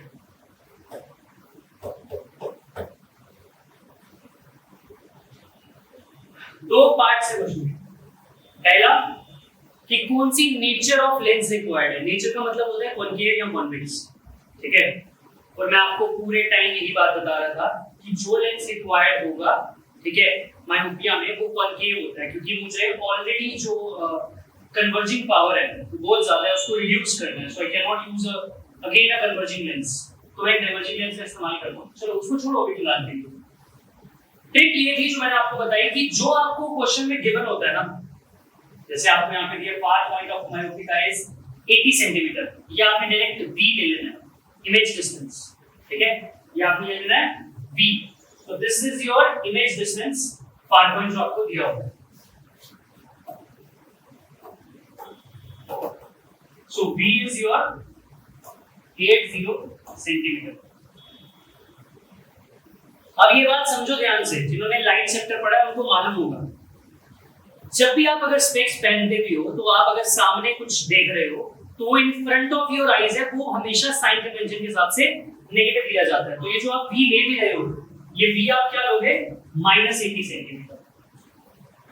अब क्वेश्चन ये आता है कि u क्या होगा। जिसको मायोपिया हुआ है वो कौन सा ऑब्जेक्ट देखना चाहेगा, वो ऑब्जेक्ट जो ऑलरेडी कहां पर है, इंफिनिटी पे है, ठीक है। बट मेरा मायोपिया के बाद, मतलब जो पर्सन डिफेक्टेड है उसका मायोपिया होने के बाद फार पॉइंट इंफिनिटी ना होके 80 सेंटीमीटर हो गया। नाउ मैं तभी उस चीज को देख सकता हूं अगर इंफिनिटी वाले ऑब्जेक्ट को देखने के लिए मेरी इमेज 80 सेंटीमीटर पे फॉर्म हो जाए। दैट मींस इमेज में चाहता हूं 80 पे फॉर्म हो, ऑब्जेक्ट मेरा कहां हो सकता है, infinity. But both are in front of your specs that you wear, दोनों आपके फ्रंट में है, तो फ्रंट में जो चीजें होती हैं उनकी साइन कन्वेंशंस नेगेटिव। v और u मिल गया, सिंपल फार्मूला है लेंस वाला, आप सब बच्चे जानते हैं what is the formula for Lenz, it is 1/v minus 1/u is equal to 1/f। Nothing, इसमें की वैल्यूज पुट कर दो, ठीक है। और एक और इसमें इजी तरीका होता है इसको सॉल्व करने का, आई विल, आप v की जगह डाल दो 1/-80 माइनस 1/- इंफिनिटी, क्योंकि u का वैल्यू मैंने डाला is equal to 1/f। I hope everyone here knows कि सबको पता है बच्चों को कि 1/इंफिनिटी 0 होता है। जैसे 1/0 नॉट डिफाइंड या इंफिनिटी होता है, 1/इंफिनिटी 0 होता है। तो ये पूरी चीज आपकी सॉल्व होके कितनी हो जाएगी, 0। So what you are left with, you know, you are just left with 1/-80 is equal to 1/f, क्योंकि वो इंफिनिटी वाला आपका 0 हो गया, खत्म। तो यहां से आपका अगर आप रेसिप्रोकेटिंग बोथ साइड्स करें तो यू ऑल नो कि आपका फोकल लेंथ कितना निकल के आ जाएगा, -80 सेंटीमीटर, ठीक है। इतनी चीज समझ आई। नाउ माइनस आया focal length, negative focal length एक ही लेंस का होता है। So what is the nature of lens, it is concave. Negative focal length का क्लियर मतलब होता है लेंस में कि जो लेंस यूज हो रहा है वो कौन सा है, this is concave lens. Now one more very important thing कि कितनी पावर का उसको प्रिस्क्राइब करना लेंस। पावर का फॉर्मूला भी हमने पढ़ा, 1/f यूज कर सकते हैं, बिल्कुल सही, बट तब उसके लिए फोकल लेंथ मीटर्स में होना चाहिए, सेंटीमीटर में 100/f यूज करो। Power is equal to 100/f। तो आप एक काम करो, f का वैल्यू डालो, माइनस मैंने जो f का -80 का माइनस है मैंने ऊपर ले लिया, ठीक है, अलग से ही ले लिया। तो -100/80, 0 0 cancel, 2 4s are 2 5s are, your power is -5/4।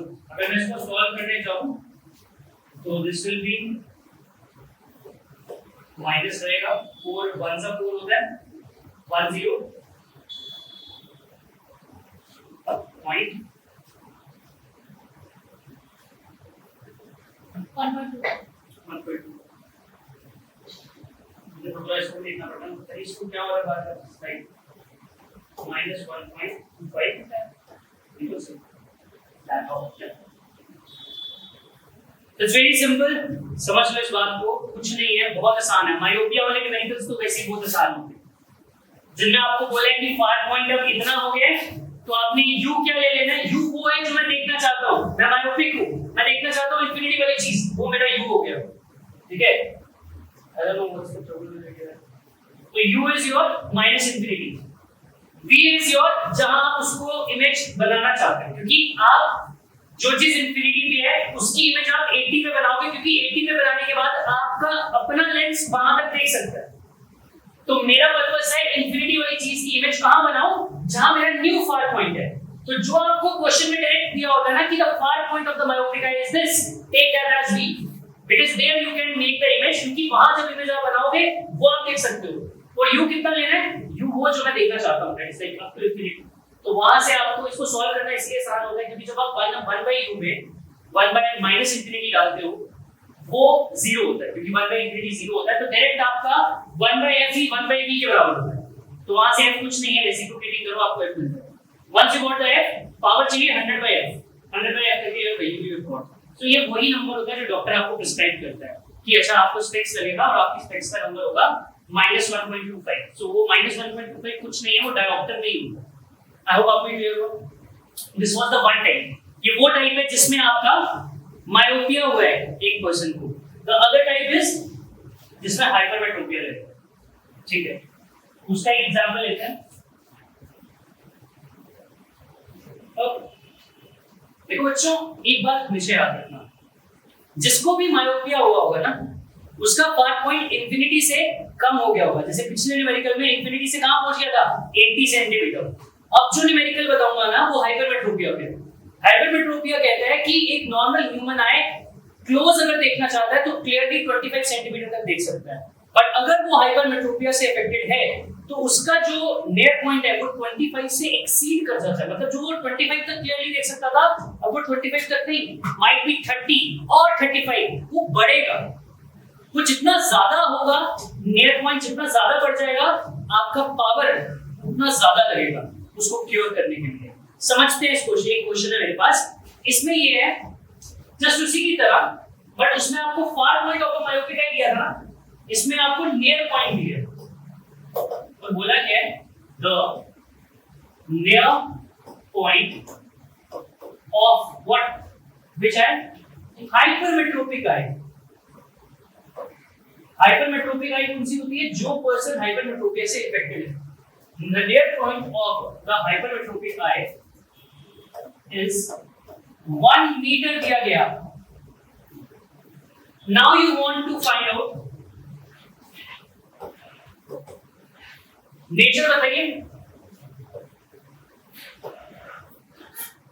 और power of lens बताइए जो उसको क्योर कर सके find nature and power of lens required to cure it बहुत आसान है बेटा जैसे मैंने पिछले वाले में बताया कुछ नया नहीं बताऊंगा सेम कॉन्सेप्ट दोबारा बताया था जो गिवन होता है उसको डायरेक्ट v ले लो ठीक है क्योंकि अब आपका जो हाइपरमेट्रोपिक पॉइंट है वो 25 सेंटीमीटर नहीं है अब आपको कहां दिख रहा है 1 मीटर पे पड़ा होगा तो दिखेगा तो अब आप तभी देख सकते हो अगर वो 1 मीटर पे हुआ so do one thing simple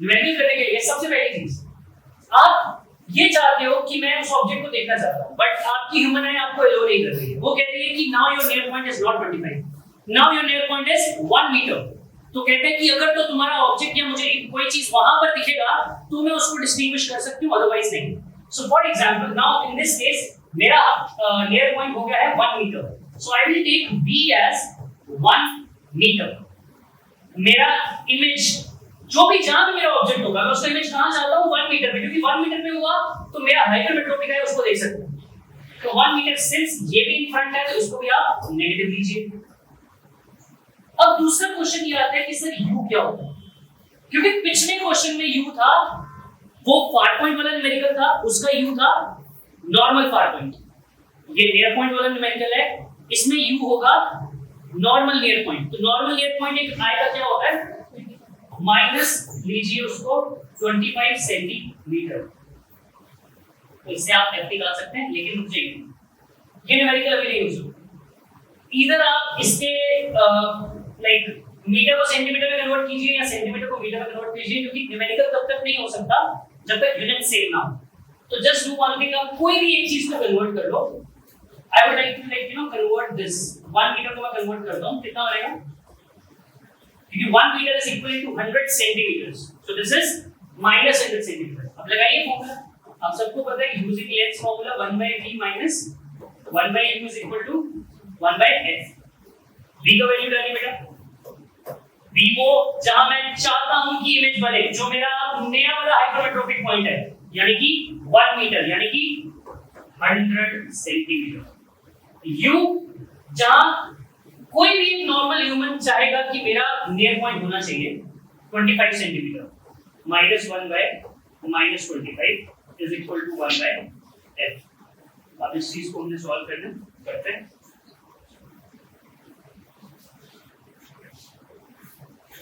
देखिए, keep it 1 by minus 100, minus minus plus हो जाएगा, वो 1 by 25 is equal to 1 by f। 100 और 25 का एलसीएम आप जानते हैं, it's 100। अब एलसीएम लेना होगा माइनस 100 और 100 माइनस 1 आएगा, 25 into 100 4 into 1 4 is equal to 1 by f। आपका निकल के आ गया है, it is 3/100 is equal to 1 by f। आप कभी भी 1 by f नहीं चाहिए होता है, you always need f, ठीक है। सो अगर कोई फोकल लेंथ मांगता है तो f कितना आएगा, f will be 100/3। अब देख लो आपने u भी जिस भी यूनिट में लिया है उसी यूनिट में आंसर है आपका। आप चेक करो, आपका u भी सेंटीमीटर में था, मैंने मीटर वाले को सेंटीमीटर में किया, तो ये आंसर भी किसमें होगा, सेंटीमीटर। समझे? आपका आंसर खुद ब खुद, मैंने कुछ नहीं किया, खुद ब खुद पॉजिटिव आया है। लेकिन अगर आपको याद हो पिछला न्यूमेरिकल आपको मैंने कराया, आंसर क्या आया था, नेगेटिव फोकल लेंथ आया। नेगेटिव मींस कॉन्केव, इसमें खुद आंसर पॉजिटिव आया है, मतलब कौन सा लेंस डॉक्टर प्रिस्क्राइब करेगा, कॉन्वेक्स। अब हमें चाहिए पावर ऑफ लेंस कितना रिक्वायर्ड है, पावर ऑफ लेंस होता है 100 divided by focal length formula, तब जब सेंटीमीटर में फोकल लेंथ, और 1 by f तब जब मीटर में फोकल लेंथ। अब सिंस हमने पूरा न्यूमेरिकल सेंटीमीटर में किया है तो मैं वही यूज करूंगा। तो मेरा पावर क्या बनेगा, 100, f का वैल्यू कितना है, 100/3 है। आप डिनोमिनेटर में अगर 100/3 डालेंगे तो वो मल्टीप्लाई बाय 3 बाय क्या हो जाएगा, 100। कैंसिल कीजिए, पावर आपके सामने है, कितना, +3 diopter। So the doctor will prescribe the patient to have lenses, कौन से वाले, पॉजिटिव वाले, कॉन्वेक्स लेंस लगा, कौन से डॉक्टर का, 3 डॉक्टर का, बहुत बड़ा नंबर है। सोचिए, जो इंसान 25 सेंटीमीटर तक क्लियरली देख सकता था, अब वो 100 सेंटीमीटर तक भी अगर कोई चीज रखी हो तब जाके उसको क्लियरली दिखती है, अदरवाइज नहीं। दैट मींस उसका नियर पॉइंट बढ़ चुका है, ठीक है। और पावर कितनी हो गई है, 3 डायोप्टर्स, पॉजिटिव 3। एंड अगर दूसरे पिछले न्यूमेरिकल्स पे जाओ तो उसमें पावर आया था -1.25। सिंपल सा logic, negative power concave lens, myopia numerical, positive power convex lens, hypermetropia numerical. Got it? There are some some of the cases in which you have एक ऐसा न्यूमेरिकल जो प्रेस बायोपिया में होता है, यानी कि एक ऐसा न्यूमेरिकल जहां पर person is affected with myopia as well as hypermetropia. तो उसमें कुछ नहीं करना है, एक बार आपने मायोपिया वाला न्यूमेरिकल सॉल्व करना है, फिर हाइपरमेट्रोपिया वाला सॉल्व करना है। ये दोनों को सॉल्व करके वो पावर जब उसका देना है तो उसका बोलना है कि लेफ्ट आई का इतना है, राइट आई का। कई बार ऐसा होता है कि लेफ्ट आई का पावर कुछ और होता है और राइट आई का कुछ और, ठीक है। तो वो भी न्यूमेरिकल एक टाइप। What is cataract? अगर मैं एक नॉर्मल लेमैन लैंग्वेज में बोलूं तो आपने सुना होगा कि जो ओल्ड एज पीपल होते हैं उनको एक डिफेक्ट होता है जिसे हम अपनी नॉर्मल लैंग्वेज में मोतिया कहते हैं। फिर उस डिफेक्ट का नाम कैटरैक्ट है, एंड वो कैटरैक्ट एक मेडिकल कंडीशन होती है। उसमें होता क्या है, मैंने ये सामने लिखा है, आप पढ़िए। Human eyelids becomes progressively cloudy resulting in blurred vision.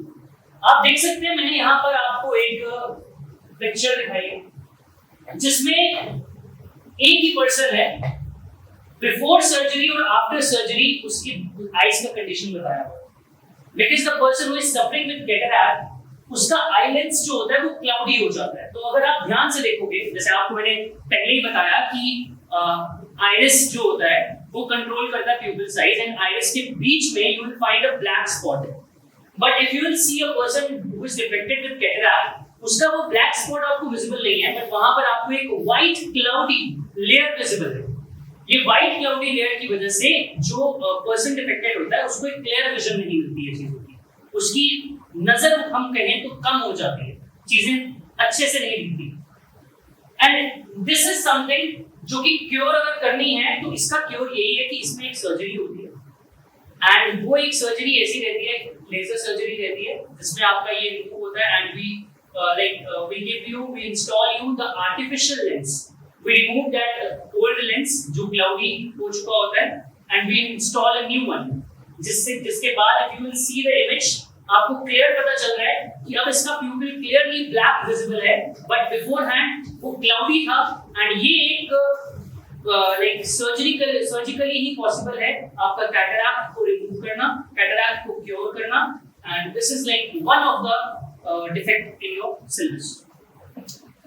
भाई इसको पढ़ाने का ये रीजन होता है कि कई बार एमसीक्यूज की फॉर्म में आ जाता है, तो हमें पता होता है कि अच्छा यार ये वाला ऑप्शन आ गया कैटरैक्ट, ये तो हमें मालूम है कि this is due to the cloudy thing, so इसमें हमें और मतलब मायोपिया हाइपरमेट्रोपिया से अलग है, ठीक है, इसका मायोपिया हाइपरमेट्रोपिया से कोई भी लिंक नहीं है, ठीक है। Then there is one more defect जो मैं आपको ऐसे बता देता हूं बिकॉज़ वो लाइक ऑप्शंस में वही वाली बात कि एमसीक्यूज के ऑप्शंस में कई बार आ सकता है, not that important, that is astigmatism. Astigmatism एक और डिफेक्ट होता है जिसमें the person suffering is not able to distinguish, वो लाइंस को प्रॉपर्ली डिस्टिंग्विश नहीं कर पाते, हॉरिजॉन्टल वर्टिकल लाइंस को इजीली डिस्टिंग्विश नहीं कर पाते हैं, तो वो एक डिफेक्ट रहता है। बस इसका इतना ही नॉलेज काफी है कि इसका कोई लिंक अगेन मायोपिया और हाइपरमेट्रोपिया या प्रेसबायोपिया जैसी किसी चीज से नहीं है, जिसमें हमें स्पेक्स या आर्टिफिशियल लेंस की मदद से क्योर करना पड़ता है, हमें कोई लेंस लगा के उसको क्योर करने की जरूरत नहीं। ओके, आई होप ये क्लियर है आपको, ठीक।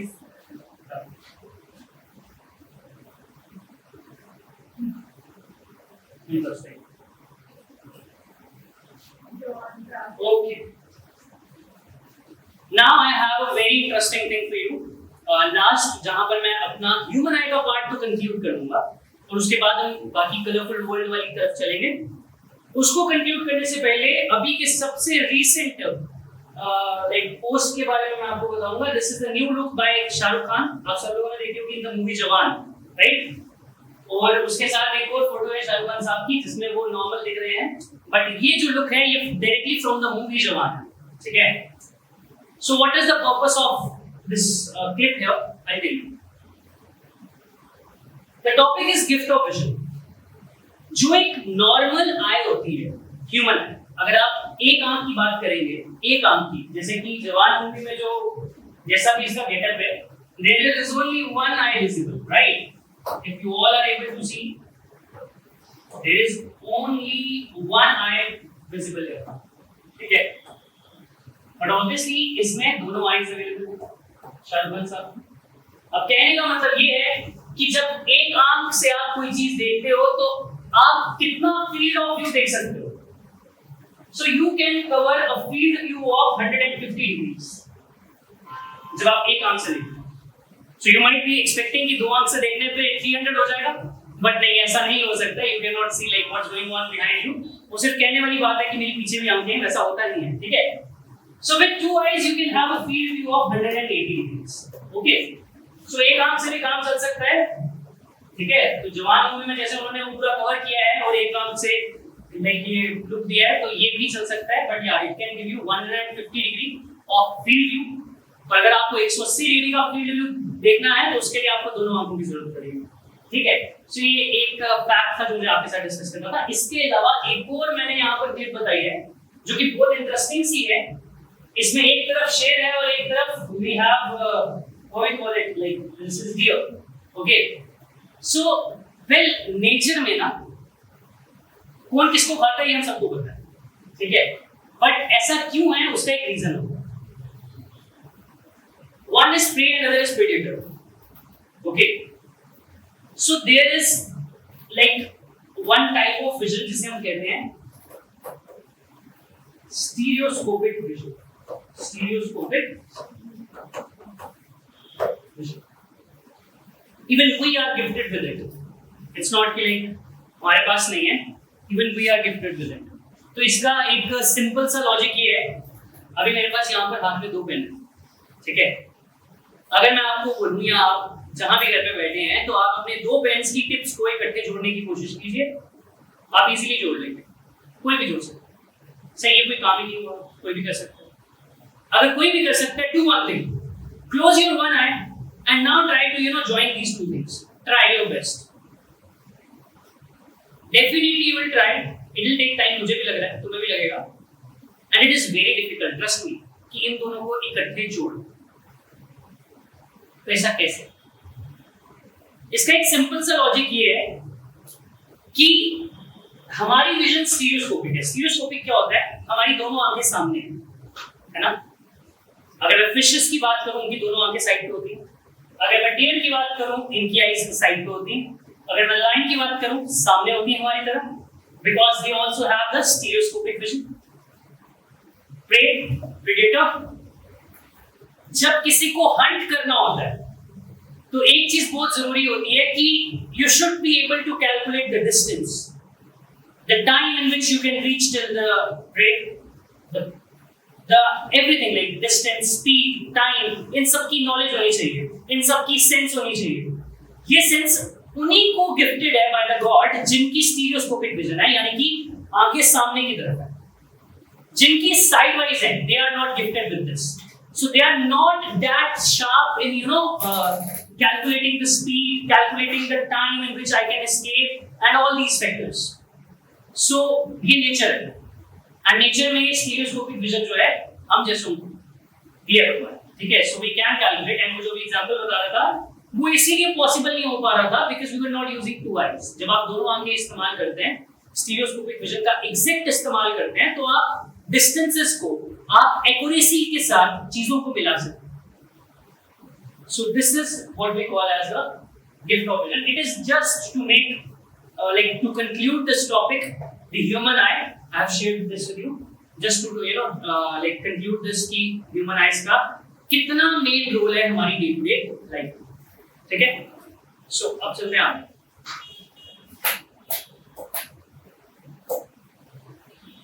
Okay. Next topic is refraction of light through the glass prism. It's working now? Okay, so next thing is refraction of light through glass prism. Glass prism के through जो light pass करती है वो कैसी refraction experience करेगी वो हमें समझना है. उसके लिए सबसे पहले मुझे ग्लास प्रिज्म चाहिए. ये मैंने आपके सामने एक ग्लास प्रिज्म का एग्जांपल रखा है. अब अगर एक ग्लास प्रिज्म है तो ये डायग्राम आपको पेपर में आ सकता है. ठीक है. बोर्ड्स के लिए गाइस डायग्राम इज इंपॉर्टेंट. हो सकता है आधा डायग्राम कंप्लीट हो और तुम्हें बोले इसको आधा डायग्राम को कंप्लीट करिए. ठीक है. So this is something which is like possible कि आपको आ जाए. Now just give it a name. आपके सामने एक ग्लास प्रिज्म है. प्रिज्म है स्लैब नेम. ओके. इस ग्लास प्रिज्म को नाम दे दो. Let's call it PQR. There is a reason कि मैंने इसको नाम ABC क्यों नहीं दिया, क्योंकि वो ABC बहुत फेमस रहता है हमारा. ठीक है. हर बार हमें ट्रायंगल लिखता तो हमें एक ही नाम याद आता है ABC. पर नहीं, इसको ABC नहीं देंगे, PQR नाम देंगे. सबसे पहले मैं एक लाइट को इसके ऊपर फॉल करवाऊंगा. ठीक है. So we take one light ray. ये आप देख सकते हैं, ये लाइट रे को मैंने इस पे फॉल करवाया. ठीक है. लाइट रे को फॉल करवाने के बाद सबसे पहली चीज आपको ये देखनी है कि ये आपकी लाइट रे है जिसको आपने इंसिडेंट करवाया. रिफ्लेक्शन का पहला रूल बच्चा ये होता है कि जिस पॉइंट पर आप इंसिडेंट कराते हो वहां पर नॉर्मल बनाओ. नॉर्मल मींस परपेंडिकुलर, और वो परपेंडिकुलर ऐसा होना चाहिए, रे के ऊपर परपेंडिकुलर नहीं बनाना है. ये येलो कलर की लाइन देख रहे हो PQ, इसके ऊपर परपेंडिकुलर होना चाहिए, तो परपेंडिकुलर कुछ ऐसा होगा। यस, आई होप आप ये चीज समझ पा रहे हो। ये डॉटेड लाइन परपेंडिकुलर है, बट आप सोचोगे इंसिडेंट रे के नहीं, इस पी क्यू के परपेंडिकुलर होनी चाहिए। वंस इतना हो गया, इसके बाद आपको दिखेगा आपका एंगल ऑफ इंसिडेंस। वो कहां होता है? आपके नॉर्मल और इंसिडेंट रे के बीच में। This is your angle of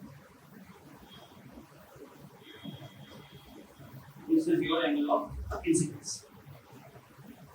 since you know कि प्रिज्म के बाहर का जितना भी एनवायरनमेंट है वो क्या है? एयर। प्रिज्म के अंदर का जितना भी एनवायरनमेंट है वो क्या है? ग्लास। तो जैसे ही लाइट रे एयर से ग्लास में जा रही है, इट विल सफर बेंडिंग। हम बच्चे जानते हैं, हमने लाइट चैप्टर पढ़ा है, rare to denser light bend towards the normal. तो कुछ नहीं करना है, लाइट को बेंड करवा दो टुवर्ड्स नॉर्मल। तो जो लाइट ऐसे जानी चाहिए थी, जो हम एक्सपेक्ट करते हैं लाइट से, वो ऐसे नहीं जाएगी, बल्कि कुछ बेंड हो जाएगी, and it will go like this. आप एक क्लियर चीज देख सकते हैं कि लाइट ने अपने पाथ को चेंज किया। ये चक्कर हो गया। So light coming from the air bend हो गया ग्लास में जाने के बाद। बेंड कैसे होना था? वी ऑल नो रेयर से डेंसर मीडियम में लाइट बेंड करता है और अपने रास्ते पे ना जाते हुए टुवर्ड्स नॉर्मल होता है। ठीक है, तो इसको मैं आपको दिखाता हूं, यहां पे ध्यान से देखो। व्हाट इफ अगर लाइट बेंड नहीं होगा, यहां पे ग्लास प्रिज्म जैसा कुछ नहीं होता, तो लाइट का क्या ट्रैजेक्टरी रहेगा? I will show you. Light would have taken this trajectory and पहले से लाइट ने इस ट्रैजेक्टरी को पकड़ा होता तो मूव की हो। बट सिंस यहां पर मीडियम का एक्सचेंज था, रेयर से डेंसर था, तो लाइट का बेंड होना जरूरी था, और लाइट ने बेंड होके दिखाया। तो बेंड होके दिखाया ऐसा कि लाइट बेंड हुआ टुवर्ड्स नॉर्मल। ठीक है, तो सर हमें कैसे पता ये टुवर्ड्स नॉर्मल है? ये सिर्फ सुना है, ये दिखेगा कैसे? आई विल शो यू कैसे दिखता है। जो आपने नॉर्मल बनाया, इस नॉर्मल को जरा पीछे एक्सटेंड कीजिए।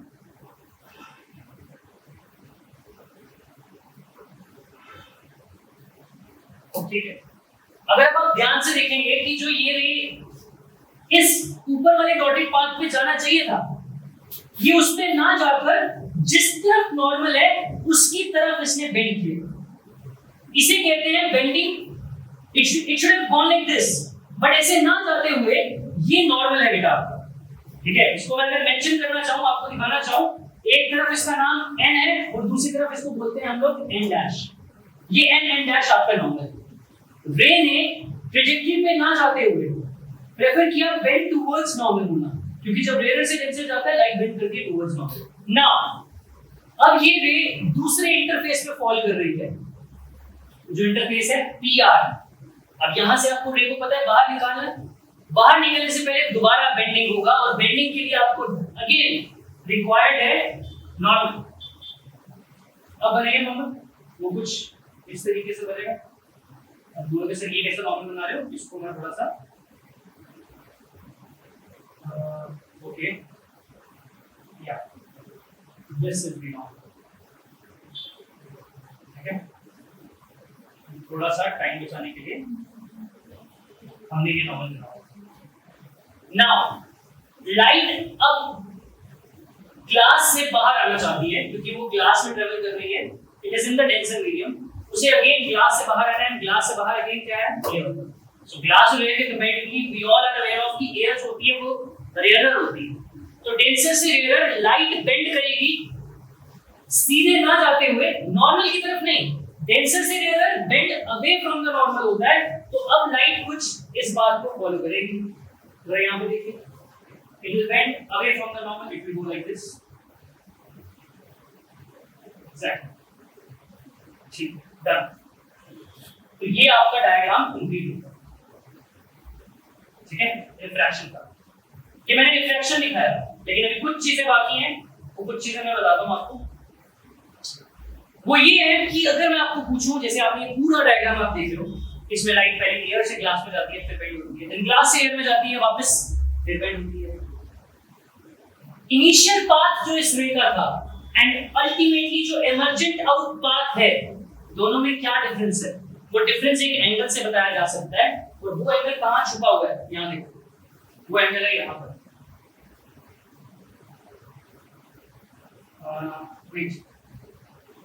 एक्सटेंड योर इमर्जेंट रे इन बैकवर्ड डायरेक्शन। ये आपका इमर्जेंट रे है, अल्टीमेट रे जो बाहर निकला है, इसको बैकवर्ड डायरेक्शन में एक्सटेंड कीजिए। ये बैकवर्ड डायरेक्शन में एक्सटेंड होता हुआ इंसिडेंट रे के पाथ को मीट करेगा। आप देख सकते हो इसने इंसिडेंट रे के पाथ को मीट किया है। जहां पर ये इंसिडेंट रे के पाथ को मीट करता है वहां पर ये एक एंगल बनाएगा। ये एंगल आप देख सकते हो। इस एंगल को हम एक सिंबल से डिनोट करते हैं, वो सिंबल कुछ ऐसा होता है। घबराना नहीं है, सिंबल को देखिए कुछ नई चीज नहीं है। इस सिंबल को डेल्टा कहा जाता है ग्रीक में, एंड ये डेल्टा सिंबल यहाँ पे बता रहा है कि ये एंगल जितना कम होगा, यानी कि लाइट ने अपने पाथ से उतनी कम डेविएशन की है। ये एंगल जितना बड़ा होगा, यानी कि लाइट ने उतना ज्यादा डेविएट किया है। तो इसे एक नाम दे देते हैं, इसे नाम दिया गया और इसे कहा गया एंगल ऑफ डेविएशन। कैसे बना? इंसिडेंट रे के शुरू वाले पाथ को मैंने एक्सटेंड करके छोड़ा था। अल्टीमेटली जो इमर्ज आउट हुई है, उस इमर्जेंट रे के पाथ को मैंने पीछे एक्सटेंड किया। उसने उस वाले इंसिडेंट के पाथ को टच किया है, इंटरसेक्ट किया है। जहां इंटरसेक्ट किया है वहां एक एंगल बना है डेल्टा। इसे कहा जाता है angle of deviation. I hope ये चीज आप समझ पाए हो। अब मैं कंक्लूड करने से पहले आपको एक चीज और बताना चाहूंगा। यहां पर आप देख सकते हो प्रिज्म के टॉप पर एक एंगल है। इस एंगल को कैपिटल अल्फाबेट ए से डिनोट किया जाता है, और यही रीजन था कि मैंने इस ट्रायंगल का नाम एबीसी नहीं दिया, क्योंकि मुझे ए भी बताना था। इस ए को कहा जाता है एंगल ऑफ प्रिज्म। ये प्रिज्म का एंगल होता है, ठीक है।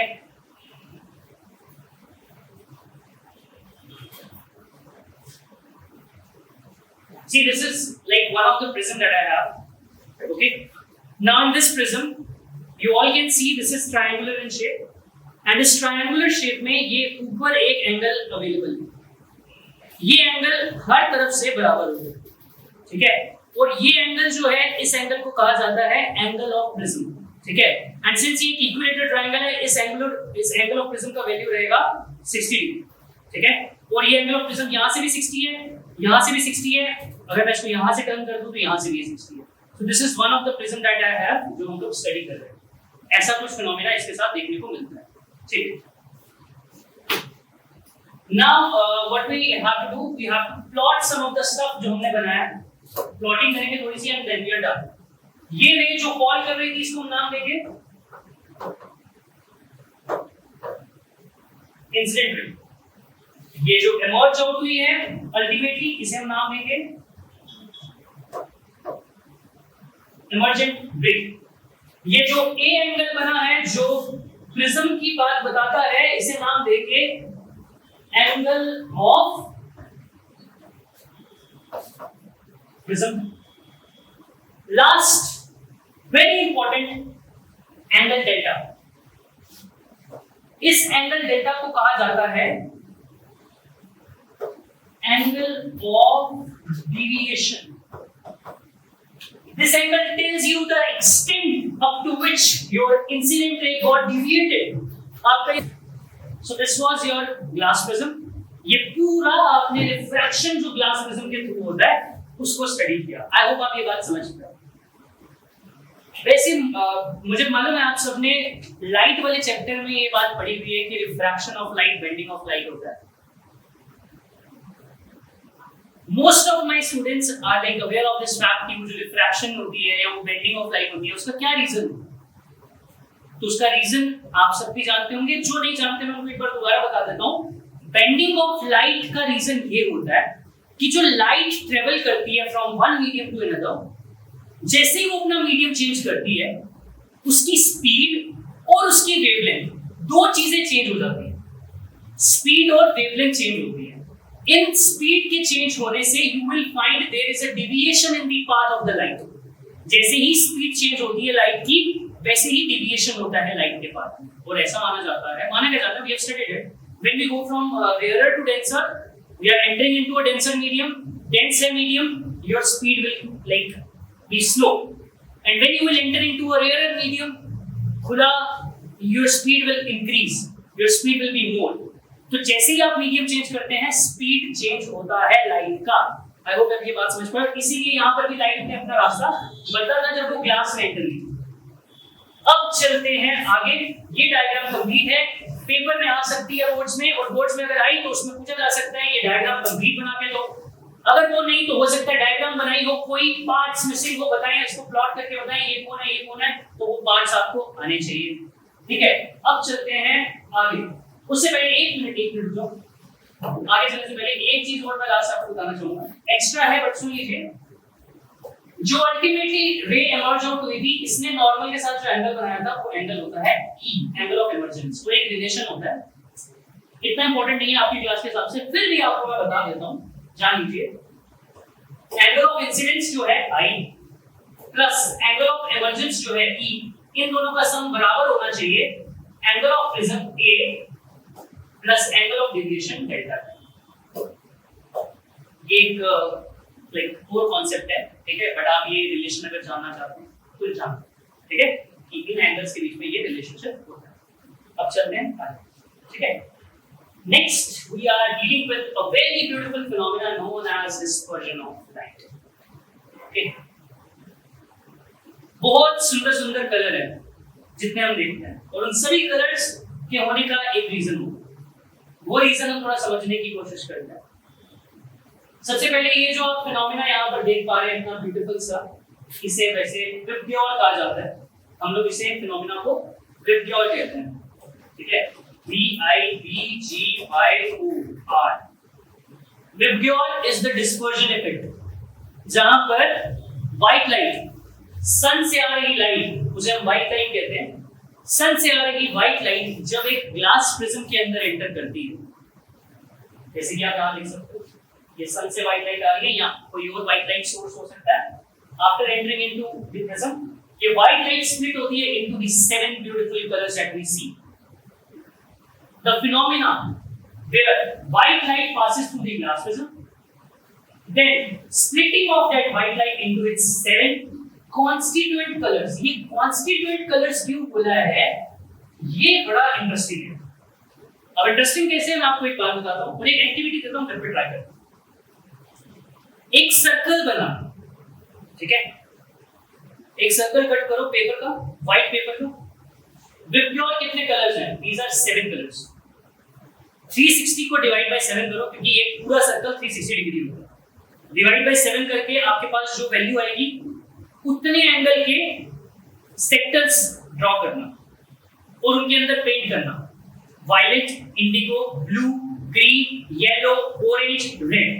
जब वो विबग्योर से बना हुआ सर्कल आपके पास होगा, उस सर्कल को किसी भी चीज पे हिंज करके उसको रोटेट करना। Once you will rotate and you will observe it from above, आपको ये देखने को मिलेगा कि जब ये सातों कलर इकट्ठे देखे जाएं, तो वो इकट्ठे जब मूव करते हैं तो वो आपको 7 अलग-अलग कलर्स नहीं दिखेंगे, उस वक्त आपको वो व्हाइट कलर दिखेगा। इसका ये मतलब है कहीं ना कहीं जो हम व्हाइट कलर देखते हैं ना, व्हाइट कलर, और यू कैन से कि जो white light from the sun that we are having, उसके अंदर अवेलेबल है 7 कॉन्स्टिट्यूएंट कलर्स। उसके अंदर ये 7 रंग होते हैं, violet, indigo, blue, green, yellow, orange, red, ठीक है। तो ये जो फिनोमेना है जिससे वो स्प्लिटिंग होती है और वो 7 कलर्स हम देख पाते हैं, इस फिनोमेना को हम लोग डिस्पर्जन ऑफ लाइट कहते हैं, ठीक है। अब जैसे यहाँ पर एक डायग्राम दी है, this is the incident light, and incident light कौन सी होती है? This is white light, white light written with the red pen. It's okay. This is the white light from the sun, and when this white light is entering into the glass prism, it is splitting. और एक और बात समझिए ध्यान से, अब ये 7 अलग-अलग रंग क्यों दिखते हैं, ये एक बहुत बड़ा क्वेश्चन मार्क है। 7 ही क्यों दिखते हैं, ये भी क्वेश्चन मार्क है। व्हाइट लाइट के अंदर के 7 कलर्स जो हैं, ध्यान से सुनिए, उन सभी 7 कलर्स की अलग-अलग वेवलेंथ होती है। आप ये देख रहे हो ना, ये जो nm लिखा है, ये nm इसीलिए लिखा है बिकॉज़ ये nm वेवलेंथ है। लैम्डा ये सिंबल होता है, बच्चों को पता होगा जिन्होंने 9th में पढ़ा है। ये वेवलेंथ है और सभी रंगों की वेवलेंथ अलग-अलग होती है। और जो हम चैप्टर पढ़ के आए हैं रिफ्रैक्शन वाला, वो हमें ये सिखाता है कि हर वो चीज जिसका वेवलेंथ अलग-अलग है, वो अलग-अलग एंगल पर बेंड होता है। तो व्हाइट लाइट जब प्रिज्म में एंटर होती है उसके अंदर के सभी जो 7 कंस्टिट्यूएंट कलर हैं, violet, indigo, blue, green, yellow, orange, red, ये सभी जब बेंड होते हैं अलग अलग वेवलेंथ होने की वजह से, ये सभी रंग अलग अलग लेवल पर बेंड होते हैं। कुछ कलर्स ऐसे हैं जो बहुत ज्यादा बेंड होते हैं, कुछ ऐसे कलर्स हैं जो कम बेंड होते हैं। जैसे कि अगर आप देखने की कोशिश करोगे तो आपके सामने ये जो रेड कलर है ये इस पाथ से सबसे कम बेंड हुआ है, बल्कि जो ये वायलेट, इंडिगो, ब्लू, ये जिसको पर्पल लिखा है, दिस इज वायलेट, पर्पल एक ही बात है, ऑलमोस्ट सेम कलर्स होते हैं। वायलेट कलर इस पाथ से सबसे ज्यादा बेंड हुआ है। The level of bending is maximum in violet color. तो वेवलेंथ के अकॉर्डिंगली व्हाइट लाइट के अंदर के सभी कलर जब स्प्लिट होते हैं तो एज पर देयर वेवलेंथ कुछ कलर्स बहुत कम बेंड होते हैं जैसे कि रेड, कुछ कलर बहुत ज्यादा बेंड होते हैं जैसे कि वायलेट। आई होप आप ये चीज समझ पाए होंगे। और यही रीजन है कि लाइक कुछ कलर्स का कम बेंड होना और कुछ का ज्यादा बेंड होना इसके आगे फर्दर नेचुरल फिनोमेना जिससे कनेक्टेड होते हैं। आप सब जानते हैं कि ट्रैफिक सिग्नल्स में रेड कलर का इस्तेमाल होता है। वो रेड कलर का इस्तेमाल इसीलिए होता है बिकॉज़ रेड कलर सबसे कम बेंड होता है। तो अगर रेड कलर की लाइट कहीं से आ रही है, वो सबसे कम बेंड होगी अपने रास्ते से, तो वो दूर तक पहुंच सकती है without bending. So this is the reason, and like for now we are just studying dispersion of light. White light splitting into its 7 constituent colors. Why?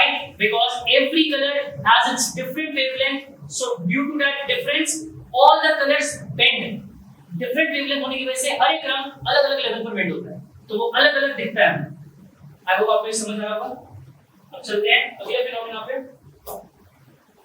ये है रिकॉम्बिनेशन ऑफ स्पेक्ट्रम। स्पेक्ट्रम क्या होता है मैं आपको पहले ही बता पाया। जो हमारा व्हाइट लाइट की स्प्लिट होने पर 7 कलर्स दिखते हैं, इन 7 कलर्स को कलेक्टिवली इकट्ठे एक नाम दिया जाता है स्पेक्ट्रम। ठीक है, अब सुनो रिकॉम्बिनेशन क्या होता है। First of all this was given by Newton. Newton ने हमें ये चीज दी थी,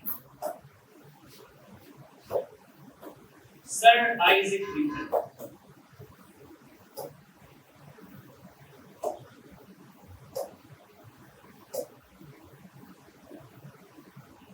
अब ये फिनोमेना क्या एक्सप्लेन करता है? It's very simple. It states that अगर व्हाइट लाइट जो एक प्रिज्म में एंटर कर रही है और आपको पता है उसका डिस्पर्जन हो रहा है 7 कलर्स में, आप उसके जस्ट सामने एक इन्वर्टेड प्रिज्म लगा दीजिए। मतलब एक प्रिज्म आपके पास ऑलरेडी है, जैसे आपके पास पीछे मैंने एग्जांपल में दिया था। आप उसके सामने एक इन्वर्टेड प्रिज्म प्लेस कीजिए and then what you will see कि वो जो डिस्पर्जन हुआ होगा 7 कलर्स का, उसे इन्वर्टेड प्रिज्म जो उसके आगे रखा है उस सभी 7 कलर्स को वापस से इकट्ठा कंबाइन करेगा and will give again the white light. आपको रिजल्ट में दोबारा से एक व्हाइट लाइट मिल जाएगी, जिसको आपने स्टार्टिंग में डिस्पर्जन के टाइम पे बिफोर डिस्पर्जन आपने इसको एंटर करवाया था into the glass prism, it got dispersed. वो 7 रंग इन्वर्टेड प्रिज्म की वजह से रिकंबाइन होते हैं एंड अगेन एक व्हाइट लाइट फॉर्म करते हैं। इस फिनोमेना को हम लोग कहते हैं recombination of light, recombination of spectrum. Okay, so if you want to define it, you can just simply write it is the recombination of spectrum. अब ये spectrum किसे रिप्लेस कर रहा है? ये शब्द किसे रिप्लेस कर रहा है? ऐसा लिखना कि it is the recombination of 7 colors, तो 7 colors को हम spectrum कहते हैं, तो मैंने डायरेक्ट लिखा it is the recombination of spectrum back into a white light with the help of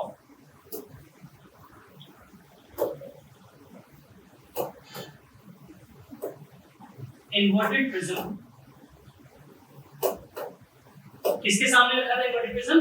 एक erect prism के prism in front of erect prism। और वो erect prism क्या कर रहा था? It was forming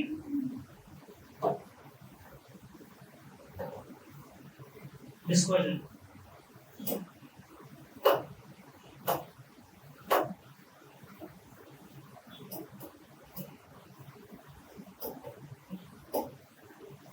This is your recombination of spectrum.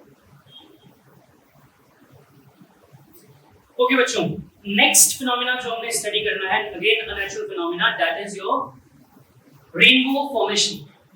एक बहुत ही ब्यूटीफुल सा phenomena जो कि आपको 7 कलर्स जो कि आपने स्पेक्ट्रम में भी देखे थे, सेम 7 कलर्स आप दोबारा देख सकते हैं, नेचुरली देख सकते हैं. कब देखे जाते हैं उसके लिए एक स्पेसिफिक कंडीशन होनी चाहिए. अगर वो कंडीशन है तभी आप ये चीज विटनेस कर सकते हैं. पहले इसके बारे में थोड़ा सा इंफॉर्मेशन देखते हैं क्या लिखा है. It is a natural phenomena in which sun's white light, when falls on the raindrop, refract into it.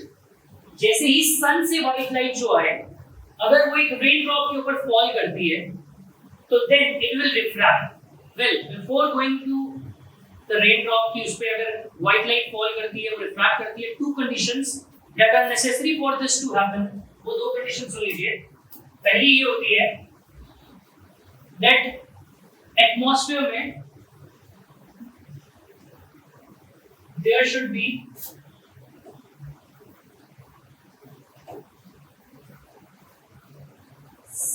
sun rays and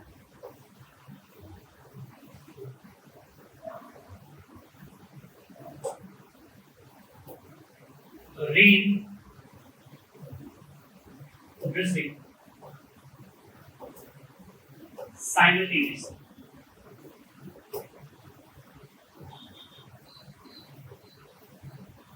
So ये फिनोमेना तभी देखने को मिलेगा जब आपका सनराइज भी होना चाहिए और there should be a slight drizzle of rain. So these two things simultaneously, if it is happening, then only you can see the rain. Why? Because for rainbow you need water droplets, जो obviously rain आपको provide करेगा, and white light source जो कि sun rays से मिलेंगे. सो ये दोनों का होना बहुत जरूरी है. Secondly, if any person is witnessing the rainbow, तो एक चीज नेसेसरी होती है कि देखिए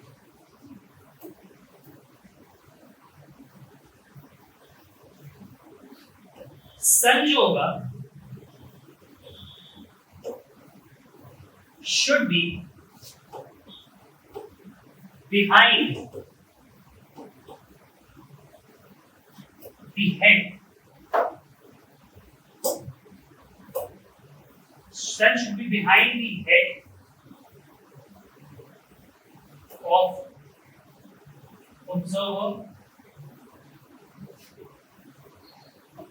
and rain in front.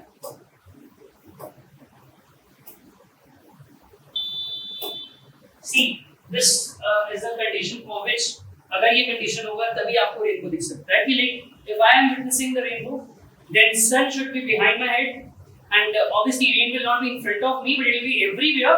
But yeah, the very main thing is if I want to see the rainbow, the sun will be behind my head or somewhere like at the back end of my head. Okay, so ये दो conditions होनी चाहिए तभी आपको rainbow दिखेगा. अब देखते हैं rainbow कैसे form होता है. व्हाइट लाइट फ्रॉम द सन जो आ रहा है वो सबसे पहले एंटर करते ही सबसे पहला काम उसका है कि उसने from the point where it will enter into the raindrop ये रिफ्रैक्शन एक्सपीरियंस करेगा. रिफ्रैक्शन मतलब लाइट का कुछ पार्ट बेंड होगा एंड रिफ्रैक्ट होते ही व्हाइट लाइट के अंदर के कॉन्स्टिट्यूएंट कलर्स स्प्रेड आउट हो जाएंगे and will be able to see what we call it dispersion. Dispersion of what? Dispersion of spectrum. Spectrum आपके सामने आ जाता है. Then on this side of the water droplet, there is a very interesting phenomenon going on, जो कि something ऐसा है जो हमने अभी तक नहीं पढ़ा है, ठीक है? And इस phenomena को बोला जाता है total internal reflection. Total internal reflection. Because light का यहाँ तक पहुँचना everyone was expecting कि अब light इस वाले फेस से बाहर आएगा, but ऐसा नहीं होता है. Light वहाँ से बाहर ना आते हुए उसी रेन ड्रॉप में वापस रिफ्लेक्ट होता है और इस फिनोमेना को कहा जाता है टोटल इंटरनल रिफ्लेक्शन. ऐसा क्यों होता है? वेल उसके रीजंस कुछ ऐसे हैं जो हम ग्रेड 12 में डिस्कस करते हैं. कि वो क्रिटिकल एंगल के साथ क्या उसका एंगल का रिलेशनशिप होना चाहिए. So we'll not discuss those things. Just for the sake of information, remember the phenomena that takes place here is total internal reflection, and ultimately it will spread out from the other face of the raindrop, and we will be able to witness the very famous Vibgyor, the spectrum of all the constituents of the white light. This is your rainbow, and जितना इसका written part अगर आप लिखना चाहते हो for the exams, you can note this all down. Next is your atmospheric refraction. Refraction we have done. White light का refraction हमने देखा जहाँ पे वो 7 colors split होते हैं. Now we will be discussing atmospheric refraction. हमारा ये आसमान जो है ये भी लाइट को बेंड करता है, एंड उसका बेंड करने का रीजन ये है, उसका क्या सभी लाइट्स का बेंड करने का रीजन होता है कि there is a variable optical density in the medium. अगर लाइट एयर से वाटर में जाती है हम कहते हैं रिफ्रैक्शन होगा, बेंडिंग होगा. लाइट ग्लास से वाटर में जाती है, we say the bending will be there, क्योंकि मीडियम का चेंज हुआ है. सेम वे जो लाइट स्पेस से, वैक्यूम से, सन की कोर से ओरिजिनेट हुआ रिएक्शन जब लाइट को थ्रो करता है टुवर्ड्स द अर्थ, तो वो जो लाइट स्पेस से आ रही है वहां कोई मीडियम नहीं है. तो वहां उस मीडियम से जैसे ही वो अर्थ के एटमॉस्फेयर में एंटर करती है, so earth's atmosphere is not at all uniform. वो यूनिफॉर्म नहीं है. आप इधर एक डायग्राम देख सकते हो जो कि ये बता रहा है कि अर्थ के एटमॉस्फेयर की बहुत अलग-अलग लेयर्स होती हैं, starting with the exosphere, thermosphere, mesosphere, stratosphere, then troposphere, and obviously between the stratosphere and the troposphere there is the ozone belt जो हमें UV रेडिएशन से बचाती है. हमें मालूम है पर्पस वो नहीं है. पर्पस ये है कि इतनी सारी लेयर्स होने की वजह से there are different optical densities. कुछ मीडियम्स रेयर हैं, कुछ मीडियम्स डेंस हैं. और ऐसा माना क्या जाता है, this is like something we know, that when we come from the space towards the earth's surface, like for example from the space to the troposphere की तरफ आते समय optical density down आते समय your optical density go on increasing. तो अगर आपकी optical density is increasing, that means आपके मीडियम की डेंसिटी चेंज होती जा रही है. आप रेयर से आ रहे हैं, जैसे जैसे नीचे आ रहे हैं medium dense and more dense हो रहा है. And we know the fact rare to denser light bend towards the normal. तो यहाँ पर एक्सोस्फीयर से ट्रोपोस्फीयर तक आते हुए लाइट मल्टीपल टाइम्स बेंड होती है, एंड इस फिनोमेना को हम लोग एटमॉस्फेरिक रिफ्रैक्शन कहते हैं. So why atmospheric refraction? The very basic of the refraction says that the light will bend from one medium to another, and in case of our atmosphere there are different layers made of different components, due to which from top to the bottom when we come the optical density goes on increasing, and that is the reason हमारा atmosphere is one of the key element जो refraction of light दिखाता है उन चीजों की जो जिनकी light space से अर्थ तक आ रही है. और ऐसा ही एक एग्जांपल मैं आपको यहाँ पे दिखाना चाहता हूँ. जब भी कहीं पे आप देखते हो कि आग वगैरह लगी हो, तो बहुत ज्यादा आग लगी हो तो उससे एक जो हीट रेडिएशंस रिलीज होती हैं, अगर आप उन हीट रेडिएशन से उसके आगे क्या चीज है उसको देखने की कोशिश करोगे. फॉर एग्जांपल जैसे अगर कहीं पे कोई चीज जल रही है, उससे रेडिएशंस एमिट हो रही हैं, जैसे आप देख रहे हो काफी ज्यादा हीट वेव्स रिलीज हो रही हैं. अगर हीट वेव्स के उस ओर कोई है तो अगर आप उसको देखने की कोशिश करोगे वो आपको काफी ब्लर दिखेगा. ऐसे लगेगा कि वो जो है वो मूव कर रहा है, as if the person, even if the thing is like static, आपको लगेगा वो मूव कर रही है. वो मूव इसलिए करती हुई दिखती है, क्यों? क्योंकि वो जो मीडियम है जहाँ बहुत सारा गर्म वेव्स हैं, वो एक अलग ऑप्टिकल डेंसिटी रखता है as compared to the surroundings. तो वहां पर जो लाइट सीधे आपके तक आनी चाहिए वो डायरेक्टली ना आते हुए बेंड होती हुई आती है, तो उससे जो इमेज भी दिखती है वो स्ट्रेट नहीं दिखती है. It seems as if the image is also the object is waving, but it is not actually doing that. वो हमें अपीयर होता है वैसा, just because of the refraction. And ऐसे ही ये बताने का रीजन ये है कि ये समझो कैसे मीडियम के फर्क की वजह से, आसपास की सराउंडिंग में मीडियम कैसा है उसका फर्क हो, तो लाइट जो सीधे आपके तक आनी है वो सीधे नहीं आती है, बेंड होती हुई आती है, तो आपको ऐसा फिनोमेना देखने को विटनेस होता है। आई होप आप ये समझ गए, ठीक है। So this was your atmospheric refraction. इसमें आप लिख सकते हो on going down the altitude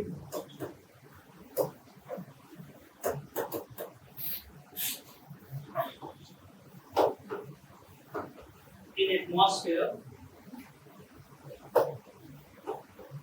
the optical density, कौन सी डेंसिटी? ऑप्टिकल डेंसिटी नीचे आते आते बढ़ती है, goes on increasing, goes on increasing, thereby the light from the outer space, जो भी लाइट हमारे तक आउटर स्पेस से आ रही है वो सफर करती है किसी से? बेंडिंग से। So as the optical density goes on increasing when we are going down the atmosphere, आप जब एक एटमॉस्फेयर में बेटा नीचे को आएंगे, जैसे कि आपको पता है कि जैसे जैसे आप एटमॉस्फेयर की लेयर्स में नीचे को आते हैं ऑप्टिकल डेंसिटी बढ़ती जाती है, क्योंकि नीचे को आते समय गैसेस पार्टिकल्स ज्यादा होते हैं, डस्ट पार्टिकल्स ज्यादा हैं, वेपर्स ज्यादा हैं, वाटर वेपर्स ज्यादा हैं, तो नीचे आते आते डेंसिटी बढ़ेगा, और जैसे जैसे ऑप्टिकल डेंसिटी बढ़ेगा आपका मीडियम उतना डेंस होता जाएगा, तो you will find there will be multiple times refraction of light. जब आप ऊपर से एटमॉस्फेयर के टॉप से bottom towards the earth surface आप आना चाहेंगे, उतनी बार आपकी लाइट जो है वो बेंड होगी। मैंने वही चीज यहाँ पे आपको लिख के भी दी है कि thereby the light from the outer space, जो बाहर से लाइट आ रही है वो सफर करेगी बेंडिंग, एंड इस फिनोमेना को हम लोग एटमॉस्फेरिक रिफ्रैक्शन कहते हैं। एंड इसमें मैंने आपको हीट वेव्स वाली एग्जांपल भी दी थी कि अगर कहीं पे हीट वेव्स हो एंड वो हीट वेव्स के अक्रॉस आप किसी ऑब्जेक्ट को देखना चाहें, so you will find that object is not like static, वो आपको ऐसा लगेगा कि वो ऐसे वेव की फॉर्म में कोई भी ऑब्जेक्ट आप हीट वेव्स के पीछे देखेंगे तो आपको लगेगा वो ऑब्जेक्ट कुछ वेव्स बना रहा है, तो वो ऑब्जेक्ट ऐसा वेवी नहीं होता है, इट्स जस्ट कि जो मीडियम जिसके क्रॉस लाइट आपके तक पहुंच रही है, जिसको पार करके लाइट आपके तक पहुंच रही है, वो मीडियम का ऑप्टिकल डेंसिटी अलग है, क्योंकि उस जगह का टेंपरेचर ज्यादा है तो ऑप्टिकल डेंसिटी बदलता है, ठीक है। तो ये पूरा फिनोमेना है एटमॉस्फेरिक रिफ्रैक्शन। अब ये फिनोमेना एटमॉस्फेरिक रिफ्रैक्शन, एटमॉस्फेयर का लाइट को बेंड करने वाला फिनोमेना कुछ नेचुरल फिनोमेना लिंक करता है, और वो नेचुरल फिनोमेना मैं आपको बताता हूं।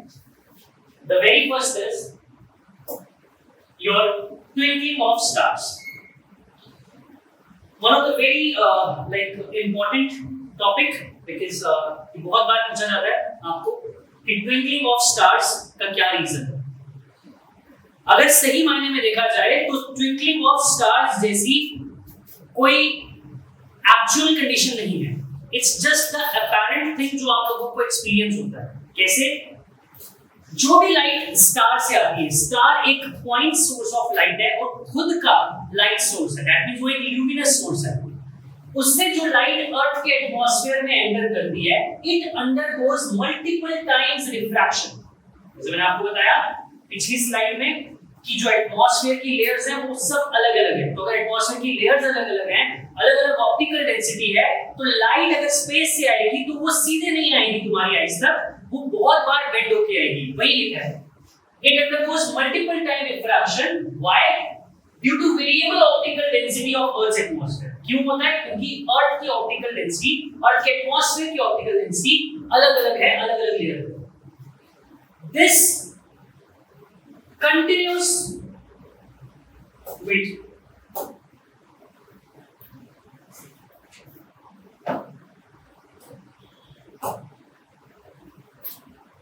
this continuous refraction, sometimes by a large amount and sometimes by very less, makes the star appears bright at one moment and dim at the very next moment. ये कहता है कि जैसे ही ऑप्टिकल डेंसिटी अलग-अलग है अर्थ के एटमॉस्फेयर में बेटा, तो जब लाइट्स आपके स्टार्स से अर्थ की तरफ आ रही है, ज्यादा ऑप्टिकल डेंसिटी होने की वजह से कभी हो सकता है बहुत ज्यादा बेंड करेगी, और कई बार कम ऑप्टिकल डेंसिटी होना, एटमॉस्फेयर एकदम साफ क्लीन स्काई है तो आपकी लाइट कम बेंड करेगी।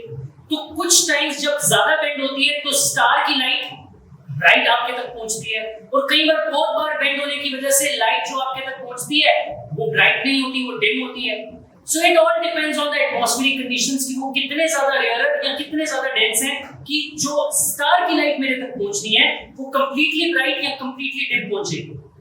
सो साइमल्टेनियस ये जब प्रोसेस चलता है कि at a moment star will appear bright and at the very next moment the same star will appear dim. So this causes a effect वो हमें twinkling of stars देखने को मिलता है। So we call it twinkling of stars. Okay? तो twinkling of stars इस तरीके से होता है। अगर एटमॉस्फेयर ना हो, एटमॉस्फेयर में अलग-अलग लेयर्स पे अलग-अलग ऑप्टिकल डेंसिटीज ना हो, अगर एटमॉस्फेयर ही ना हो तो आपको स्टार की लाइट सीधी आपके तक आती हुई दिखेगी, उसमें कोई भी बेंडिंग नहीं होगी, कोई भी रिफ्लेक्शन ज्यादा या कम नहीं होगा जिससे कभी स्टार ज्यादा ब्राइट या कभी काफी डिम ऐसा नहीं दिखेगा। तो ट्विंकलिंग जैसी कोई चीज होती ही नहीं, but it's the atmospheric refraction, the atmosphere, the particle suspended in the atmosphere जो इस चीज को पॉसिबल कर पाते हैं। आई होप आप ये कंडीशन याद रखेंगे कि क्यों स्टार्स ट्विंकल कर पाते हैं। मैं इसको यहाँ पे कंक्लूड नहीं कर सकता, एक और चीज है जो इसके साथ बतानी बहुत जरूरी है और वो हर बार पूछी जाती है। हमें हमेशा यही पढ़ाया जाता है लाइक स्टार्स ट्विंकल करते हैं, बट अगर हम आउटर स्काई में देखें तो हमें हर बार स्टार्स नहीं दिखते। You have planets as well. So there is a question that arises कि why planets do not twinkle? Planets twinkle क्यों नहीं होते हैं? अगर आप ये कह रहे हैं कि stars twinkle होते हैं तो planets क्यों नहीं? इसका रीजन ये है, I explain it to you and मैं साथ में बता भी दूंगा लिख के। रीजन ये रहता है कि जो आपके planets हैं, like for example if I talk about Venus, if I talk about Mars, or if I talk about Jupiter, these planets are very close to our Earth as compared to the star. If I talk about the nearest star to our planet is somewhere 4.3 light years away. हमसे जो सबसे नजदीक star है ना, मैं सन की बात नहीं कर रहा हूँ, सन के अलावा रात के टाइम पे जो दिखेगा वो सन को दिखेगा नहीं। तो रात के टाइम पे जो आपको स्टार दिख रहा है, closest star is 4.3 light years far. तो मतलब एज कंपेयर टू प्लैनेट, बेटा ये स्टार आपसे बहुत दूर होता है। तो जब स्टार से लाइट आएगी वो एक सिंगल पॉइंट सोर्स लाइट आ रही है, अगर वो एक्सटेंडेडली बेंड हो गई तो वो आपको डिम दिखेगा, अगर बहुत कम बेंड हुई तो वो आपको ब्राइट दिखेगा, क्योंकि वो एक सिंगल सोर्स ऑफ लाइट की फॉर्म में आपके तक पहुंच रही है। उसी के ऊपर सारा डिपेंड करता है। अगर वो ज्यादा बेंड हुई तो वो डिम दिखेगा, अगर वो कम बेंड हुई पूरी रोशनी आपके तक पहुंची तो आपको ब्राइट दिखेगा। सारा का सारा रिस्पांसिबिलिटी उस एक सोर्स ऑफ लाइट जो स्टार से आ रही है उस पर है। पर प्लैनेट के साथ ऐसा नहीं होगा। Why? I tell you. Suppose this is the Earth and this is a nearby planet. I don't know which planet it is. Let us give it a name. X planet. Not your X. Okay? So planet X. Now from this planet X, ये obviously planet के पास खुद की अपनी light नहीं होती है, तो सन से लाइट जो इस planet पे फॉल करेगी वो planet उस लाइट को रिफ्लेक्ट करेगा टुवर्ड्स अर्थ। अब वो जो लाइट रिफ्लेक्ट होके आपकी अर्थ की तरफ आ रही है उसको ध्यान से देखो, वो एक लाइट नहीं है, वो आपके क्लोज है, बहुत सारी लाइट्स को आपके तरफ रिफ्लेक्ट करेगा। अब मेरा एटमॉस्फेयर वो तो ऑप्टिकल डेंसिटी अलग अलग वाला है, वो लाइट को बेंड करेगा। हो सकता है कुछ लाइट बेंड होके ऐसे आए, कुछ ऐसे आए, कुछ अलग तरीके से, तो it will bend in different ways. कहने का मकसद क्या है वो समझिए। इसके कंपैरेटिवली अगर मेरे पास कोई स्टार होगा कुछ ऐसे, इससे जो लाइट आएगी this is very far away from earth, इससे एक सिंगल लाइट आएगी। हम सिंगल क्यों बोल रहा हूं? समझाने के लिए, ठीक है। For example it's a point source light, so we are considering a one beam of light coming towards earth. तो अगर तो ये ज्यादा बेंड हो गई तो डिम दिखेगा, कम बेंड हुई तो ब्राइट दिखेगा, क्योंकि इसमें एक ही रे है जिसके ऊपर सारी की सारी रिस्पांसिबिलिटी है। वेराज पर अगर मैं प्लैनेट एक्स की बात करूं, वहां से बहुत सारी रेस अर्थ की तरफ आ रही हैं, उनमें से अगर कुछ रेस ज्यादा बेंड हो जाती हैं, हो सकता है बची हुई कुछ रेस उतना बेंड ना हो, तो वो जो ट्विंकलिंग इफेक्ट हो सकता था वो नलिफाई हो जाता है। क्यों नलिफाई हो जाता है? Because there is not one ray जिसके ऊपर सारा डिपेंड करता है कि ये अगर कम बेंड होगी या ज्यादा बेंड होगी और मेरे तक कैसे पहुंचेगी। प्लैनेट से multiple planet reflect multiple source of light, not a single beam of light, it is spreading multiple sources of light. तो वो जब आपके तक पहुंचेगी उसमें से कुछ रेडिएशंस कंप्लीटली पहुंचेंगी and some of it will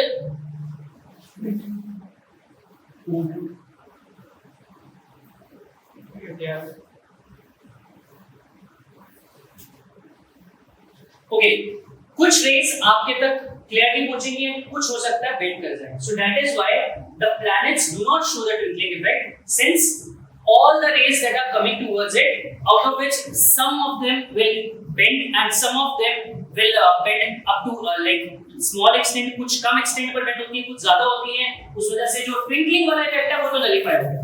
पर स्टार के केस में वो एक आधी बीम रेस आ रही है, अगर वो बेंड हो गई ज्यादा तो फिर ट्विंकलिंग इफेक्ट देखने को बिल्कुल मिलेगा। तो ये रीजन होता है कि why planets do not twinkle but yeah stars do। ठीक है, इसके बाद नेक्स्ट टॉपिक देखते हैं। Okay, yeah. Again, a topic that is related to the same thing. Stars seems higher than they actually are. Yes. अगर आप एक star को देखना चाहते हैं अर्थ के ऊपर, this is like ये क्या बना है? This is human eye.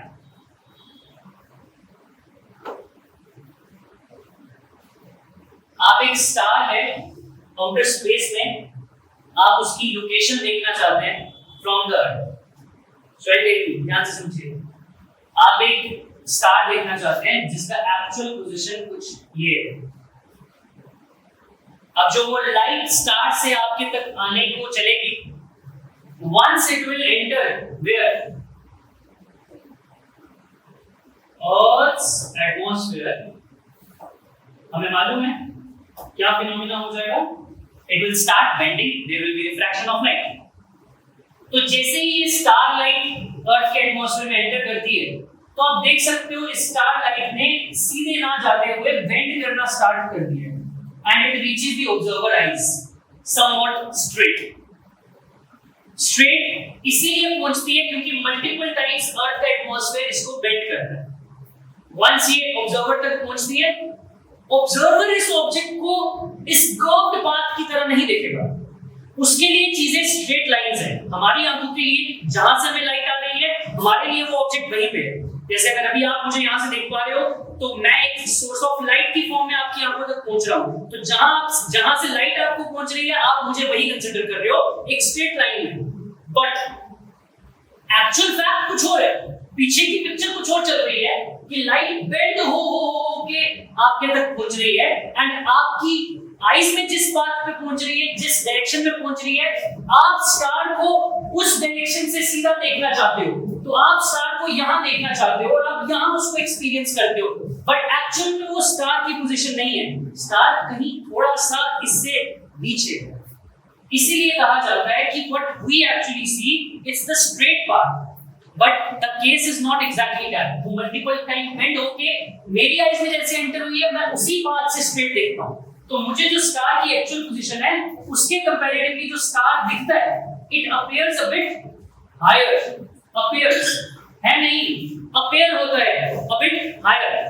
ठीक है, तो इस फिनोमेना के लिए भी रिस्पांसिबल आपका एटमॉस्फेरिक रिफ्रैक्शन ही है।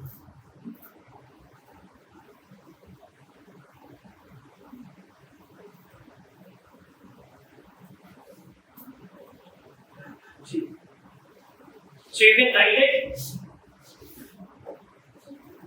इसके बारे में थोड़ा सा आप लिख सकते हो क्या? देखो, light from the distant star, distant means काफी दूर जो आपका ये स्टार है,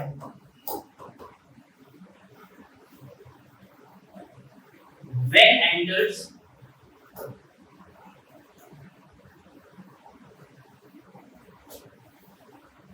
Earth atmosphere,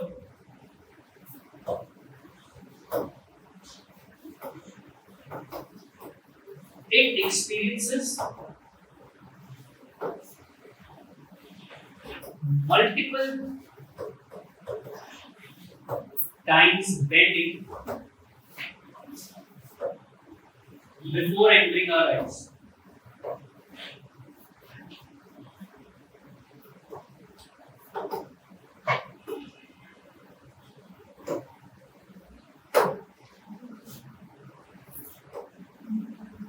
Due to which अब वो मल्टीपल टाइम्स बेंड होके जब मेरी आंखों तक पहुंचता है तो मैं जो पाथ मेरी आईज जो उसका पाथ ट्रेस करती है वो रियल नहीं होता. Due to which the straight path of rays traced by observer's eye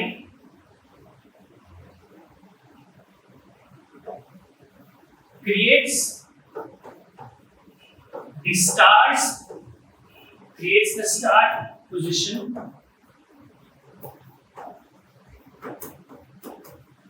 a bit higher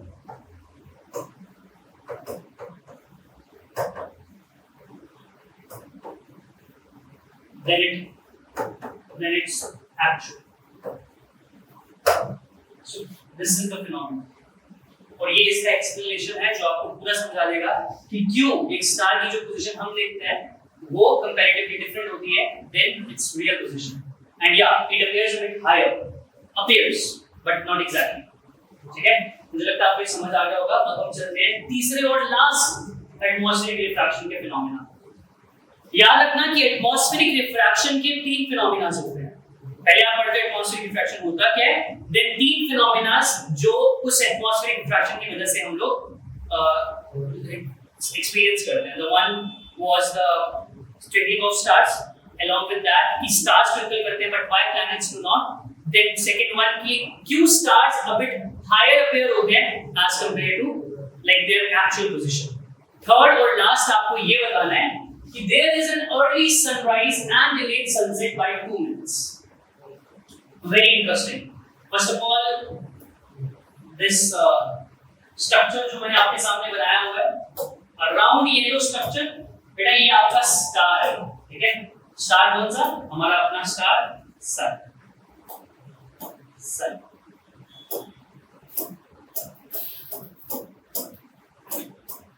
तो सर आप सोच रहे होंगे कि सर ने ये दो स्टार्स क्यों बनाया. इनफैक्ट दो भी नहीं, चार स्टार्स क्यों बनाया. So there is a reason of it जो मैं आपको एक्सप्लेन करना चाहता हूं. है ये कुछ रीजंस है जो आपको मैं इसके साथ एक्सप्लेन करूंगा. तो सुनिए.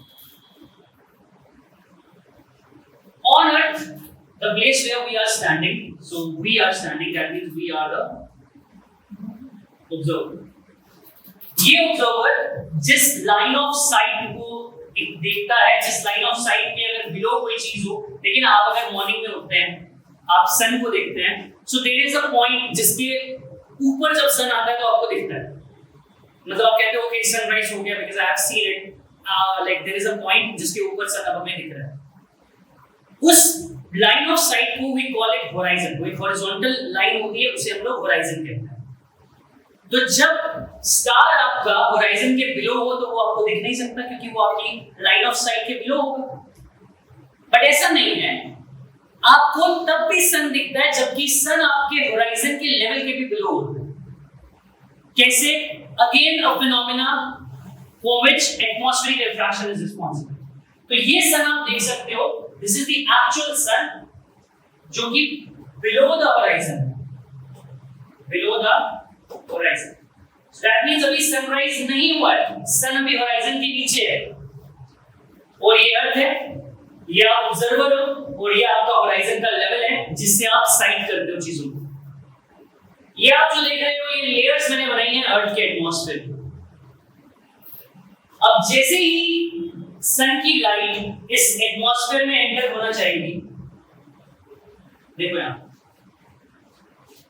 there will be like multiple rays सन की जो अर्थ के एटमॉस्फेयर में एंटर होना चाहिए. ठीक है, जैसे ही वो अर्थ के एटमॉस्फेयर में पहुंच रही हैं they will suffer the bending. और पता है स्पेस में एरर मीडियम होता है, अर्थ में डेंस होता है, तो वो बेंड करेंगी टुवर्ड्स नॉर्थ. तो आप देख सकते हो लाइट ने अपना रास्ता बदल दिया। मल्टीपल टाइम्स बेंड होने के बाद वो ऑब्जर्वर तक पहुंचती है। तो अब एटमॉस्फेयर की वजह से जो लाइट रेस को शायद सीधे चले जाना चाहिए था, वो बेंड हो के ऑब्जर्वर तक पहुंच रही है, बल्कि सन भी बिलो द होराइजन ही है। एंड जैसे हमने वो स्टार वाला केस पढ़ा ना इससे पहले कि जो स्टार अपीयर होता है हायर, क्योंकि अगर वो नीचे से उसकी रेस भी आ रही है, बट द थिंग इज कि वो जिस लाइन ऑफ साइट पे मेरी आईज में एंटर करता है, मैं उसी लाइन ऑफ साइट को ट्रेस करता हूं और उसकी लोकेशन देखता हूं। तो वैसे ही सन की रेस जो कि कहीं आउटर स्पेस में जाना चाहती थी, इस एटमॉस्फेयर की वजह से वो रेस ने बेंडिंग एक्सपीरियंस की। अब मेरी आईज काफी बोली है, मेरी आईज जिस रेस को जिस लाइन ऑफ साइट से आती हुई देखेंगी, मेरी आईज के लिए ऑब्जर्वर के लिए ऑब्जेक्ट वही होगा जहां से रेस आ रही है। तो मैं मेरे लेवल के हिसाब से जो रेस आ रही है उनको ट्रेस करूंगा, तो मुझे सन अपीयर होगा, सनराइज हो गया हुआ है इसका। I will find that sunrise हो चुका है and I will find the sun above horizon, but fact ऐसा नहीं है, सन बिलो होराइजन है। ये उसकी रेज है जो बेंड होकर ऑब्जर्वर तक पहुंची है, और ऑब्जर्वर ने उन रेज को ट्रेस किया है और उसको वो सन ऊपर अपीयर हो गया होराइजन। बट फैक्ट ऐसा नहीं है। आई होप आप इस चीज को समझ पाए हो। सो ये जो फर्क होता है कि वो बिलो होराइजन होता है और अबव होराइजन अपीयर होता है, so this difference is just for the sake of 2 minutes. For 2 minutes you can find this difference. And same ऐसा एक्सपीरियंस आपको ऑन द अदर साइड भी होगा, जहां पर सन सेट होने के टाइम पर बिलो होराइजन जा चुका होगा, but still it will appear you it is above the horizon. So yeah, when you go on to a beach and you are sitting and you are watching a sunset, so you are fool क्योंकि वो sunset हो चुका है, but हाँ we all are fool because वो appear ऐसा होता है, नेचर हमें अपीयर वैसा करवाती है। फैक्टफुली देखें, एक्चुअल चीज के हिसाब से देखें तो sun is below horizon. Sunset के टाइम पे वो अपीयर इसीलिए हो रहा है क्योंकि वही reason, rays are bending towards the normal when it is entering our atmosphere, and जिस लेवल पे मेरी आईज में एंटर करेंगी मेरे लिए वो ऑब्जेक्ट उसी तरफ है, तो इसीलिए मुझे अपीयर होता है अबव होराइजन। आई होप आप ये early sunrise and delayed sunset का कांसेप्ट समझ पाए। ठीक, बस अब थोड़ी देर के लिए रुक जाओ, लास्ट टॉपिक है, ठीक है, और ये टॉपिक की एप्लीकेशंस पढ़नी है, यहाँ पर आपका ये चैप्टर कंक्लूड हो जाएगा। तो लास्ट टॉपिक जो आपका है that is scattering of light, अगर फिजिक्स की टर्म्स में बोलूं, ठीक है। यहाँ पर दो आप देख सकते हैं पर्सनालिटीज की फोटो भी आपके सामने है, एक लॉर्ड रेलिग एंड दूसरी the Nobel prize winner physics from India sir C V Raman. So इनकी क्या कंट्रीब्यूशन रही है, इस टॉपिक से क्या रिलेशन है, वो सब बातें मैं तुम्हें इस टॉपिक्स में बताऊंगा। स्टार्ट करूं तो सबसे पहले ये समझो कि स्कैटरिंग ऑफ लाइट होता क्या है, ठीक है। लाइट एक सोर्स ऑफ एनर्जी होता है। अब अगर आप थोड़ा सा बड़ी क्लास में होते तो मैं आपको और अच्छे समझा पाता कि लाइट का एक पार्टिकल नेचर होता है। लाइट एक पार्टिकल्स की तरह, just like firing the bullets. आप अगर जैसे बुलेट्स फायर करते हो, वैसे ही लाइट जब आती है तो it's just like bullets, small bullets known as photons.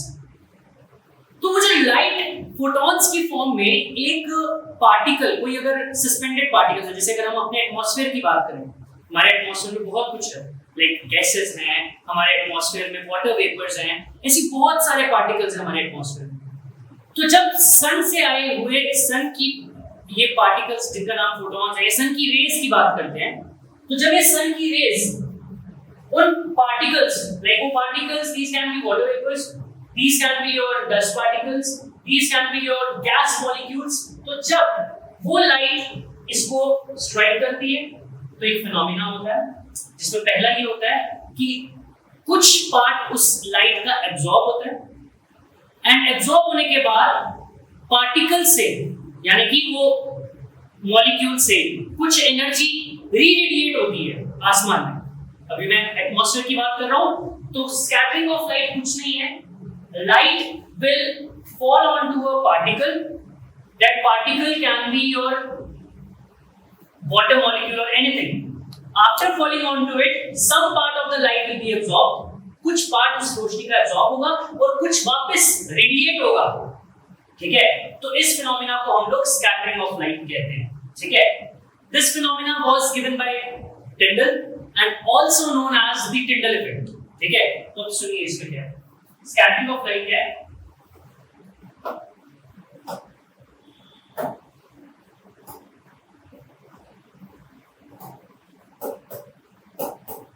It is the phenomena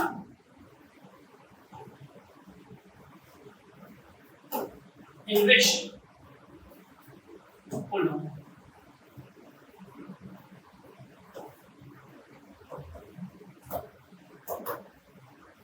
light from sun or any other source also falls on the suspended particles, बिखरे हुए particles. अब आसमान में बिखरे हुए particles कौन से हैं? वाटर वेपर्स हो सकता है, गैस मॉलिक्यूल्स हो सकते हैं. It is the phenomena in which light from the sun falls on the suspended particles like these, और जब इन पे fall करता है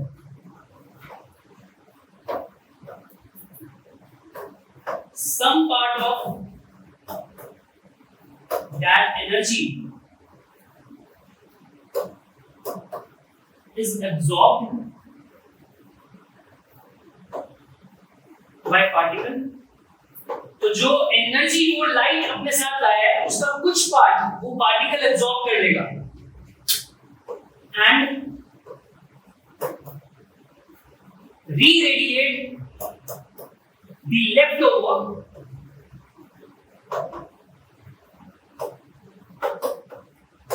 into the atmosphere or the medium where it is. इस चीज को समझिए ध्यान से. रोशनी की एक किरण एक पार्टिकल पे पड़ती है, वो पार्टिकल उस रोशनी की किरण का कुछ एनर्जी एब्जॉर्ब करता है और जो बचा हुआ एनर्जी है या लाइट उसको रीरेडिएट करता है इनटू द मीडियम जहां वो है, फिर वो मीडियम एटमॉस्फेयर भी हो सकता है.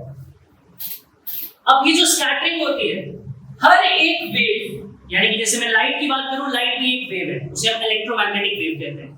हर एक वेव की कुछ वेवलेंथ होती है. स्कैटरिंग किसकी कितनी होगी डिपेंड करता है उसकी वेवलेंथ पे. यही कॉन्सेप्ट था जो रेली और सीवी रमन ने दिया था.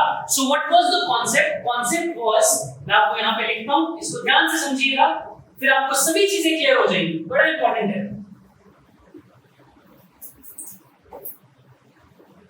मैं लिख रहा हूं intensity of scattered light, intensity of scattered light, कि जो मेरी लाइट स्कैटर करेगी उसकी जो इंटेंसिटी है वो किस पर डिपेंड करता है? दैट इज, इसे प्रोपोर्शनैलिटी सिंबल कहते हैं. अगर मैं 1 अपॉन में लिख रहा हूं मतलब इनवर्स प्रोपोर्शनैलिटी है, उसका भी मतलब समझाऊंगा. किसके इनवर्स प्रोपोर्शनल है? वेवलेंथ.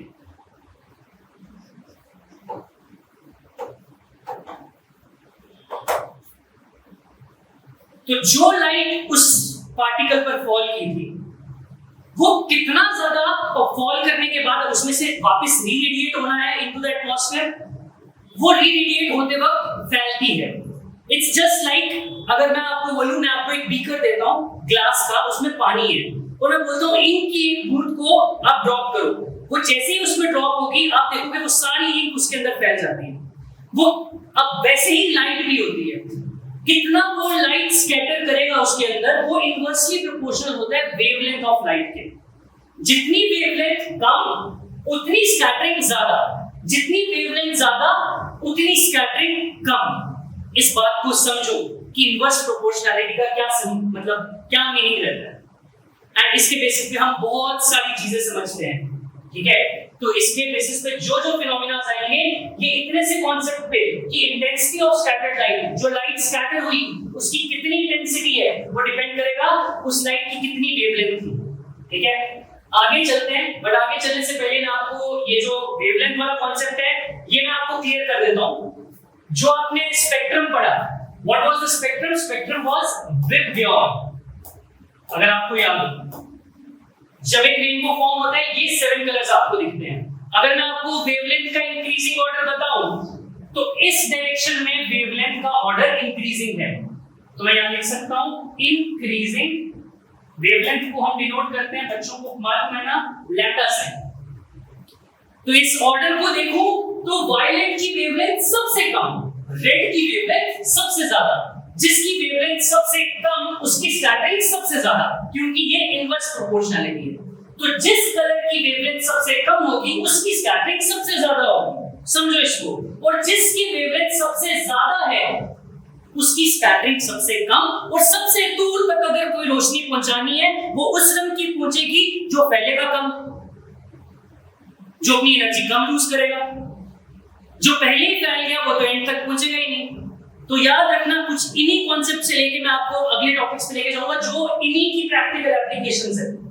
आई होप आपको इतना कॉन्सेप्ट क्लियर है, इन्हीं को यूज करेंगे हम आगे, तो ये कहीं जा नहीं रहा है। सबसे पहला कॉन्सेप्ट मैं आपको बताऊंगा, व्हाई स्काई इज ब्लू।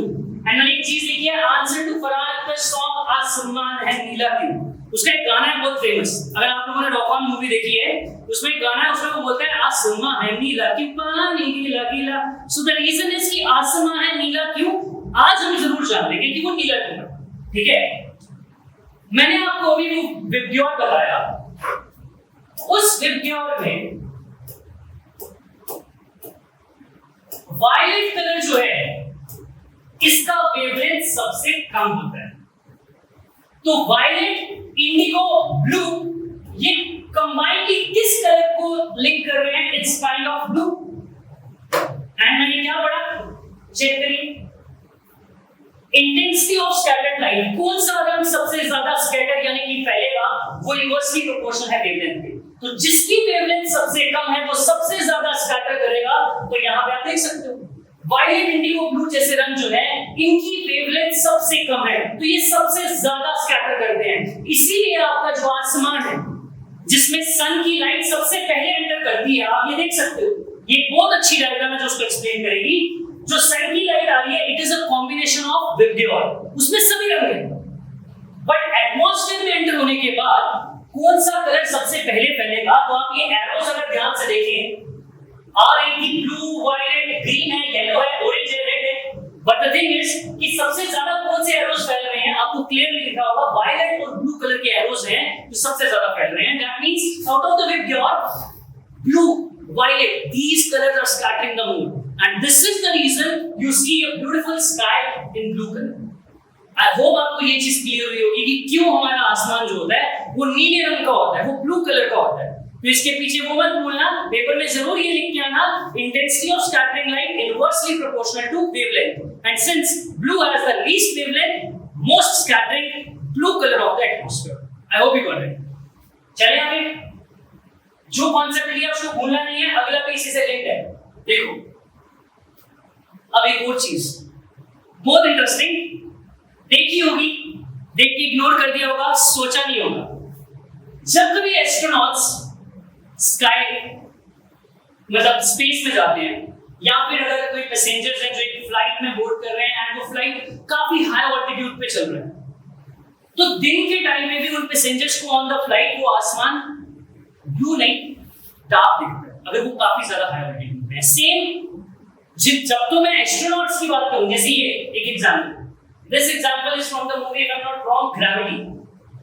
तो इस पूरी लाइक फिनोमेना में आप देख रहे हो कि लाइट तो है, रोशनी तो है सन की, तभी इसका पूरा चेहरा आपको देखने को मिल रहा है, पर आगे पीछे की सब चीजें तब भी ब्लैक है। मतलब ये तो वही बात होगी कि सामने सूरज भी है तब भी सारा आसमान काला। ऐसा कैसे हो सकता है? ऐसा बिल्कुल हो सकता है, क्योंकि स्कैटरिंग ऑफ लाइट जब मैंने आपको पढ़ाया तो पहली चीज यही बताई कि लाइट फॉल करती है एक पार्टिकल पे, वो पार्टिकल डस्ट पार्टिकल हो सकता है, वाटर ड्रॉपलेट हो सकता है, गैस मॉलिक्यूल हो सकता है, उसी में लाइट थोड़ी एब्जॉर्ब होती है और फिर अपनी रीरेडिएट करती है एनर्जी जो फैलती है। पर अगर पार्टिकल्स ही नहीं होंगे तो ये स्कैटरिंग फिनोमेना कहां होगा? When the astronauts are in the outer space,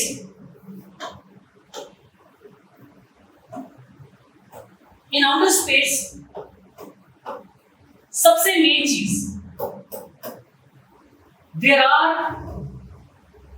no suspended particles.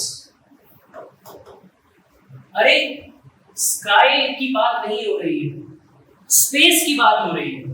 वहां पर एयर नहीं है, वहां पर एटमॉस्फेयर नहीं है, तो वहां पर सस्पेंडेड पार्टिकल्स ही नहीं है जिनकी वजह से स्कैटरिंग होती है, जिनकी अगर उन पे फॉल करेगा तभी स्कैटरिंग फिनोमेना शुरू होगा।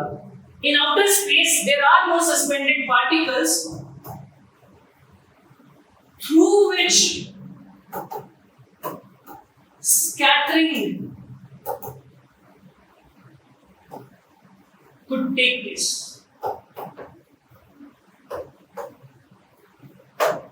तो जब सस्पेंडेड पार्टिकल्स ही नहीं है तो वो जो फिनोमेना जो सीवी रमन रेलिक उन्होंने दिया उसको हम अप्लाई कैसे करें, क्योंकि उनका वेरी बेसिक यही था कि पार्टिकल्स होंगे, उन पे लाइट फॉल करेगी, वहां से वो सस्पेंड करेंगे into the outer atmosphere.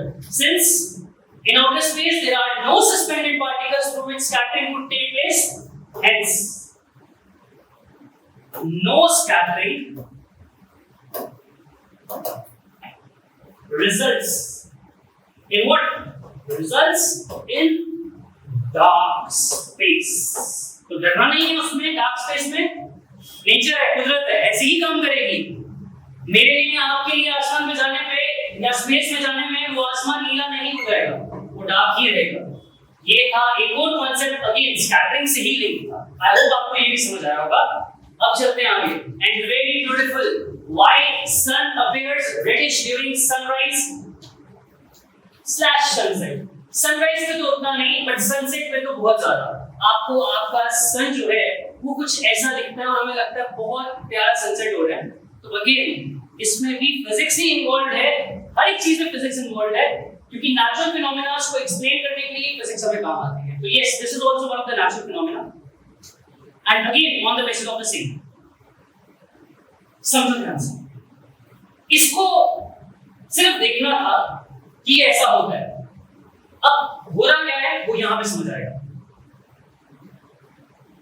Afternoon के टाइम पे अराउंड 12 नून, अराउंड 12 नून सन जो होता है वो अर्थ से काफी क्लोज होता है, जिसे हम कहते हैं कि सन इस वक्त एग्जैक्टली हमारे सर के ऊपर है। जब वो इतना क्लोज होता है तो जो लाइट सन से आती है वो एटमॉस्फेयर में एंटर होने के बाद स्कैटर तो होना चाहती है, बट वो डिस्टेंस क्या है, वो बहुत कम डिस्टेंस है। उस वजह से ज्यादा स्कैटरिंग नहीं हो पाती है। तो हमें एज सच कोई कलर आप सोचो कि एक्सपेक्ट कर रहे हो कि आपको एटमॉस्फेयर का दिखेगा, तो वो नहीं दिखता है। इधर इट विल बी ब्लू और it will be like normal, you will not find any like a suspicious colour in the atmosphere, नहीं दिखेगा। पर अगर आप 12 नून से सनसेट के टाइम पे इवनिंग पे पहुंचो, तब आप ही की लोकेशन से, दिस इज योर लोकेशन, आप ही की लोकेशन से सन का डिस्टेंस बढ़ चुका है। अब जो सन के पार्टिकल्स आपके तक पहुंचने हैं बेटा, वो स्कैटर होना स्टार्ट करेंगे, क्योंकि उनके पास टाइम है। सीधी सी बात है, नेचर अपना काम करती है, बट उसको समय तो दो। नून के टाइम पे उसके पास वो डिस्टेंस कम था, तो वो डायरेक्टली जल्दी से जल्दी पहुंच रहे थे, तो वो फिनोमेना कुछ दिखा नहीं है सच। इवनिंग के टाइम पे वो डिस्टेंस बहुत ज्यादा है, स्कैटरिंग शुरू होगी, scattering will start. First of all as you can see, ये देख रहे हो तुम, ये व्हाइट कलर की रेस मैं इधर तक पहुंचा रहा हूं, बट डिस्टेंस ज्यादा होने की वजह से पहले ब्लू कलर स्कैटर होना स्टार्ट हुआ था इसमें। जैसे ब्लू स्कैटर होने लगा, विबग्योर के अकॉर्डिंगली देन रेडिश कलर आना स्टार्ट हुए, पर्पल, एंड अल्टीमेटली वो डिस्टेंस जब तक कंक्लूड करता है, जब वो ऑब्जर्वर तक लाइट पहुंचेगी, तो वायलेट, इंडिगो, ब्लू तो स्कैटर हो चुके होंगे, क्योंकि वो डिस्टेंस बहुत ज्यादा था। तो जब तक लाइट उसके तक पहुंचती है, वो विबग्योर के वी गया, आई गया, बी गया, जी गया, वाई गया, और जैसे कलर्स आपके तक पहुंचते हैं, जिसकी वजह से आपको स्काई कैसा पेयर होता है, रेडिश। आई होप आपको ये चीज समझ आई। So that is the reason why sun appears beautifully red during the sunsets. I hope this was like again one more phenomena, again on the scattering, आपको समझ आया होगा। चलते हैं आगे। ओके, वेल सभी फिनोमेना बताने के बाद ये लास्ट फिनोमेना है। ये मैं आपको बता तो दूंगा, बट ये आपका भी टास्क रहेगा। आप वीडियो पॉज करना और इसके बारे में खुद सोचना। ये भी स्कैटरिंग से ही लिंक्ड है, और खुद सोचना कि इसका क्या रीजन हो सकता है। जितने डेंजर सिग्नल्स आप देखते हो, चाहे फिर वो आप अगर ट्रैफिक सिग्नल्स देखो उनमें रेड कलर का यूज होता है, और डेंजर सिग्नल्स देखो उनमें रेड कलर का यूज होता है। जैसे वो हमारे ट्रांसफॉर्मर्स होते हैं बड़े बड़े, उन पे बड़ा बड़ा रेड कलर से लिखा होता है danger, don't go close to it. ठीक है, सो एंड उसके अलावा आप ट्रेन में ट्रेवल कीजिए तो जो टीटी मास्टर होता है वो लाल रंग का फ्लैग दिखाता है या ग्रीन कलर का फ्लैग दिखाता है, तो रेड कलर का तो बहुत यूज होता है। So why always red color is considered as the danger signal? Why not other color? लाल के साथ इतना वो क्यों है, मतलब लाल को गुस्से वाला क्यों समझा जाता है, या उसको हमेशा डेंजर क्यों समझा जाता है? तो हमने उसके आज की डेट में साइकोलॉजिकल मीनिंग्स निकाल लिए हैं, पर प्रैक्टिकली फिजिक्स के अकॉर्डिंगली रीजन है कि हमने डेंजर सिग्नल्स को लाल ही क्यों। तो आप ये पॉज करके इसका आंसर सोचो। सो आई होप आपने आंसर सोचा होगा। अब मैं आपको इसका एग्जैक्ट आंसर बताता हूं। इसका आंसर ये है कि जैसे मैंने आपको बताया, दोबारा वही चीज बता रहा हूं जो बेसिक है स्कैटरिंग का। Intensity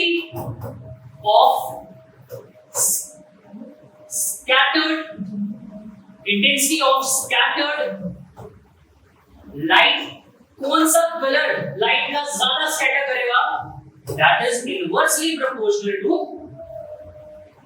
wavelength। और wavelength का ऑर्डर देखूं तो बिग जॉमर में रेड कलर की वेवलेंथ क्या होती है, मैक्सिमम। जिसकी वेवलेंथ मैक्सिमम है बेटा, उसका स्कैटरिंग मिनिमम होगा। हाँ, तो लाल रंग का इस्तेमाल इसीलिए होता है क्योंकि दूर से जब आप किसी चीज को देखना चाहते हो तो what can be in the intervening medium, there can be like a lot of pollution, a lot of like fog in the winters, there can be lot of stuff. कोई चीज आपसे जब बहुत दूर है तो वो क्या स्टफ है, वो मीडियम है। सर्दियों के टाइम पे बहुत ज्यादा डेंस फॉग होती है, तब भी ट्रैफिक सिग्नल्स दिखते हैं ना, लाल रंग की बैकलाइट क्यों होती है गाड़ियों की, तब भी दूर से दिखती है। रीजन क्या है कि वो रेड कलर की होने की वजह से उसकी वेवलेंथ मैक्सिमम है। तो जिसने आपकी तरफ पहुंचना है और रास्ते में अगर बहुत सारे सस्पेंडेड पार्टिकल्स हैं तो वो सस्पेंडेड पार्टिकल्स लाइट को स्कैटर कर सकते हैं, बट रेड कलर की मैक्सिमम वेवलेंथ है, ये सबसे कम स्कैटर होता है। तो दूर से अगर किसी रोशनी को आपके तक पहुंचना है, अगर वो रोशनी लाल रंग की है तो वो सबसे कम स्कैटर होगी और आपके तक पहुंच पाएगी। बल्कि अगर इसकी जगह अगर वायलेट जैसा या इंडिगो ब्लू जैसा कलर होता तो वो कब का स्कैटर हो चुका होता और आपको कभी भी नहीं पता चलता वो इतनी दूर वाली चीज क्या है। इसीलिए डेंजर सिग्नल्स को रेड कलर का ही इस्तेमाल किया जाता है। So this was the last thing जो मुझे आपको स्कैटरिंग से रिलेटेड बतानी थी, and at this point I'll conclude it। मैंने आपको पूरा the human eye and the colourful world बहुत अच्छे से पढ़ाया, जितने अच्छे से मैं कर सकता था। बाकी जो चीजें आपको समझ नहीं आई हो या आपको लगा हो कि लाइक ये चीजें मुझे कंफ्यूजन है या मुझे इसका थ्योरेटिकल एक्सप्लेनेशन चाहिए, so I will mention like my personal mail address down here. आप उस पे मुझे मेल कर सकते हो with the questions, I will definitely reach you out. बाकी आप कमेंट सेक्शन में मुझे क्वेश्चंस पूछ सकते हो, मैं उनका भी रिप्लाई करने की कोशिश करूंगा। I hope this was fruitful for you.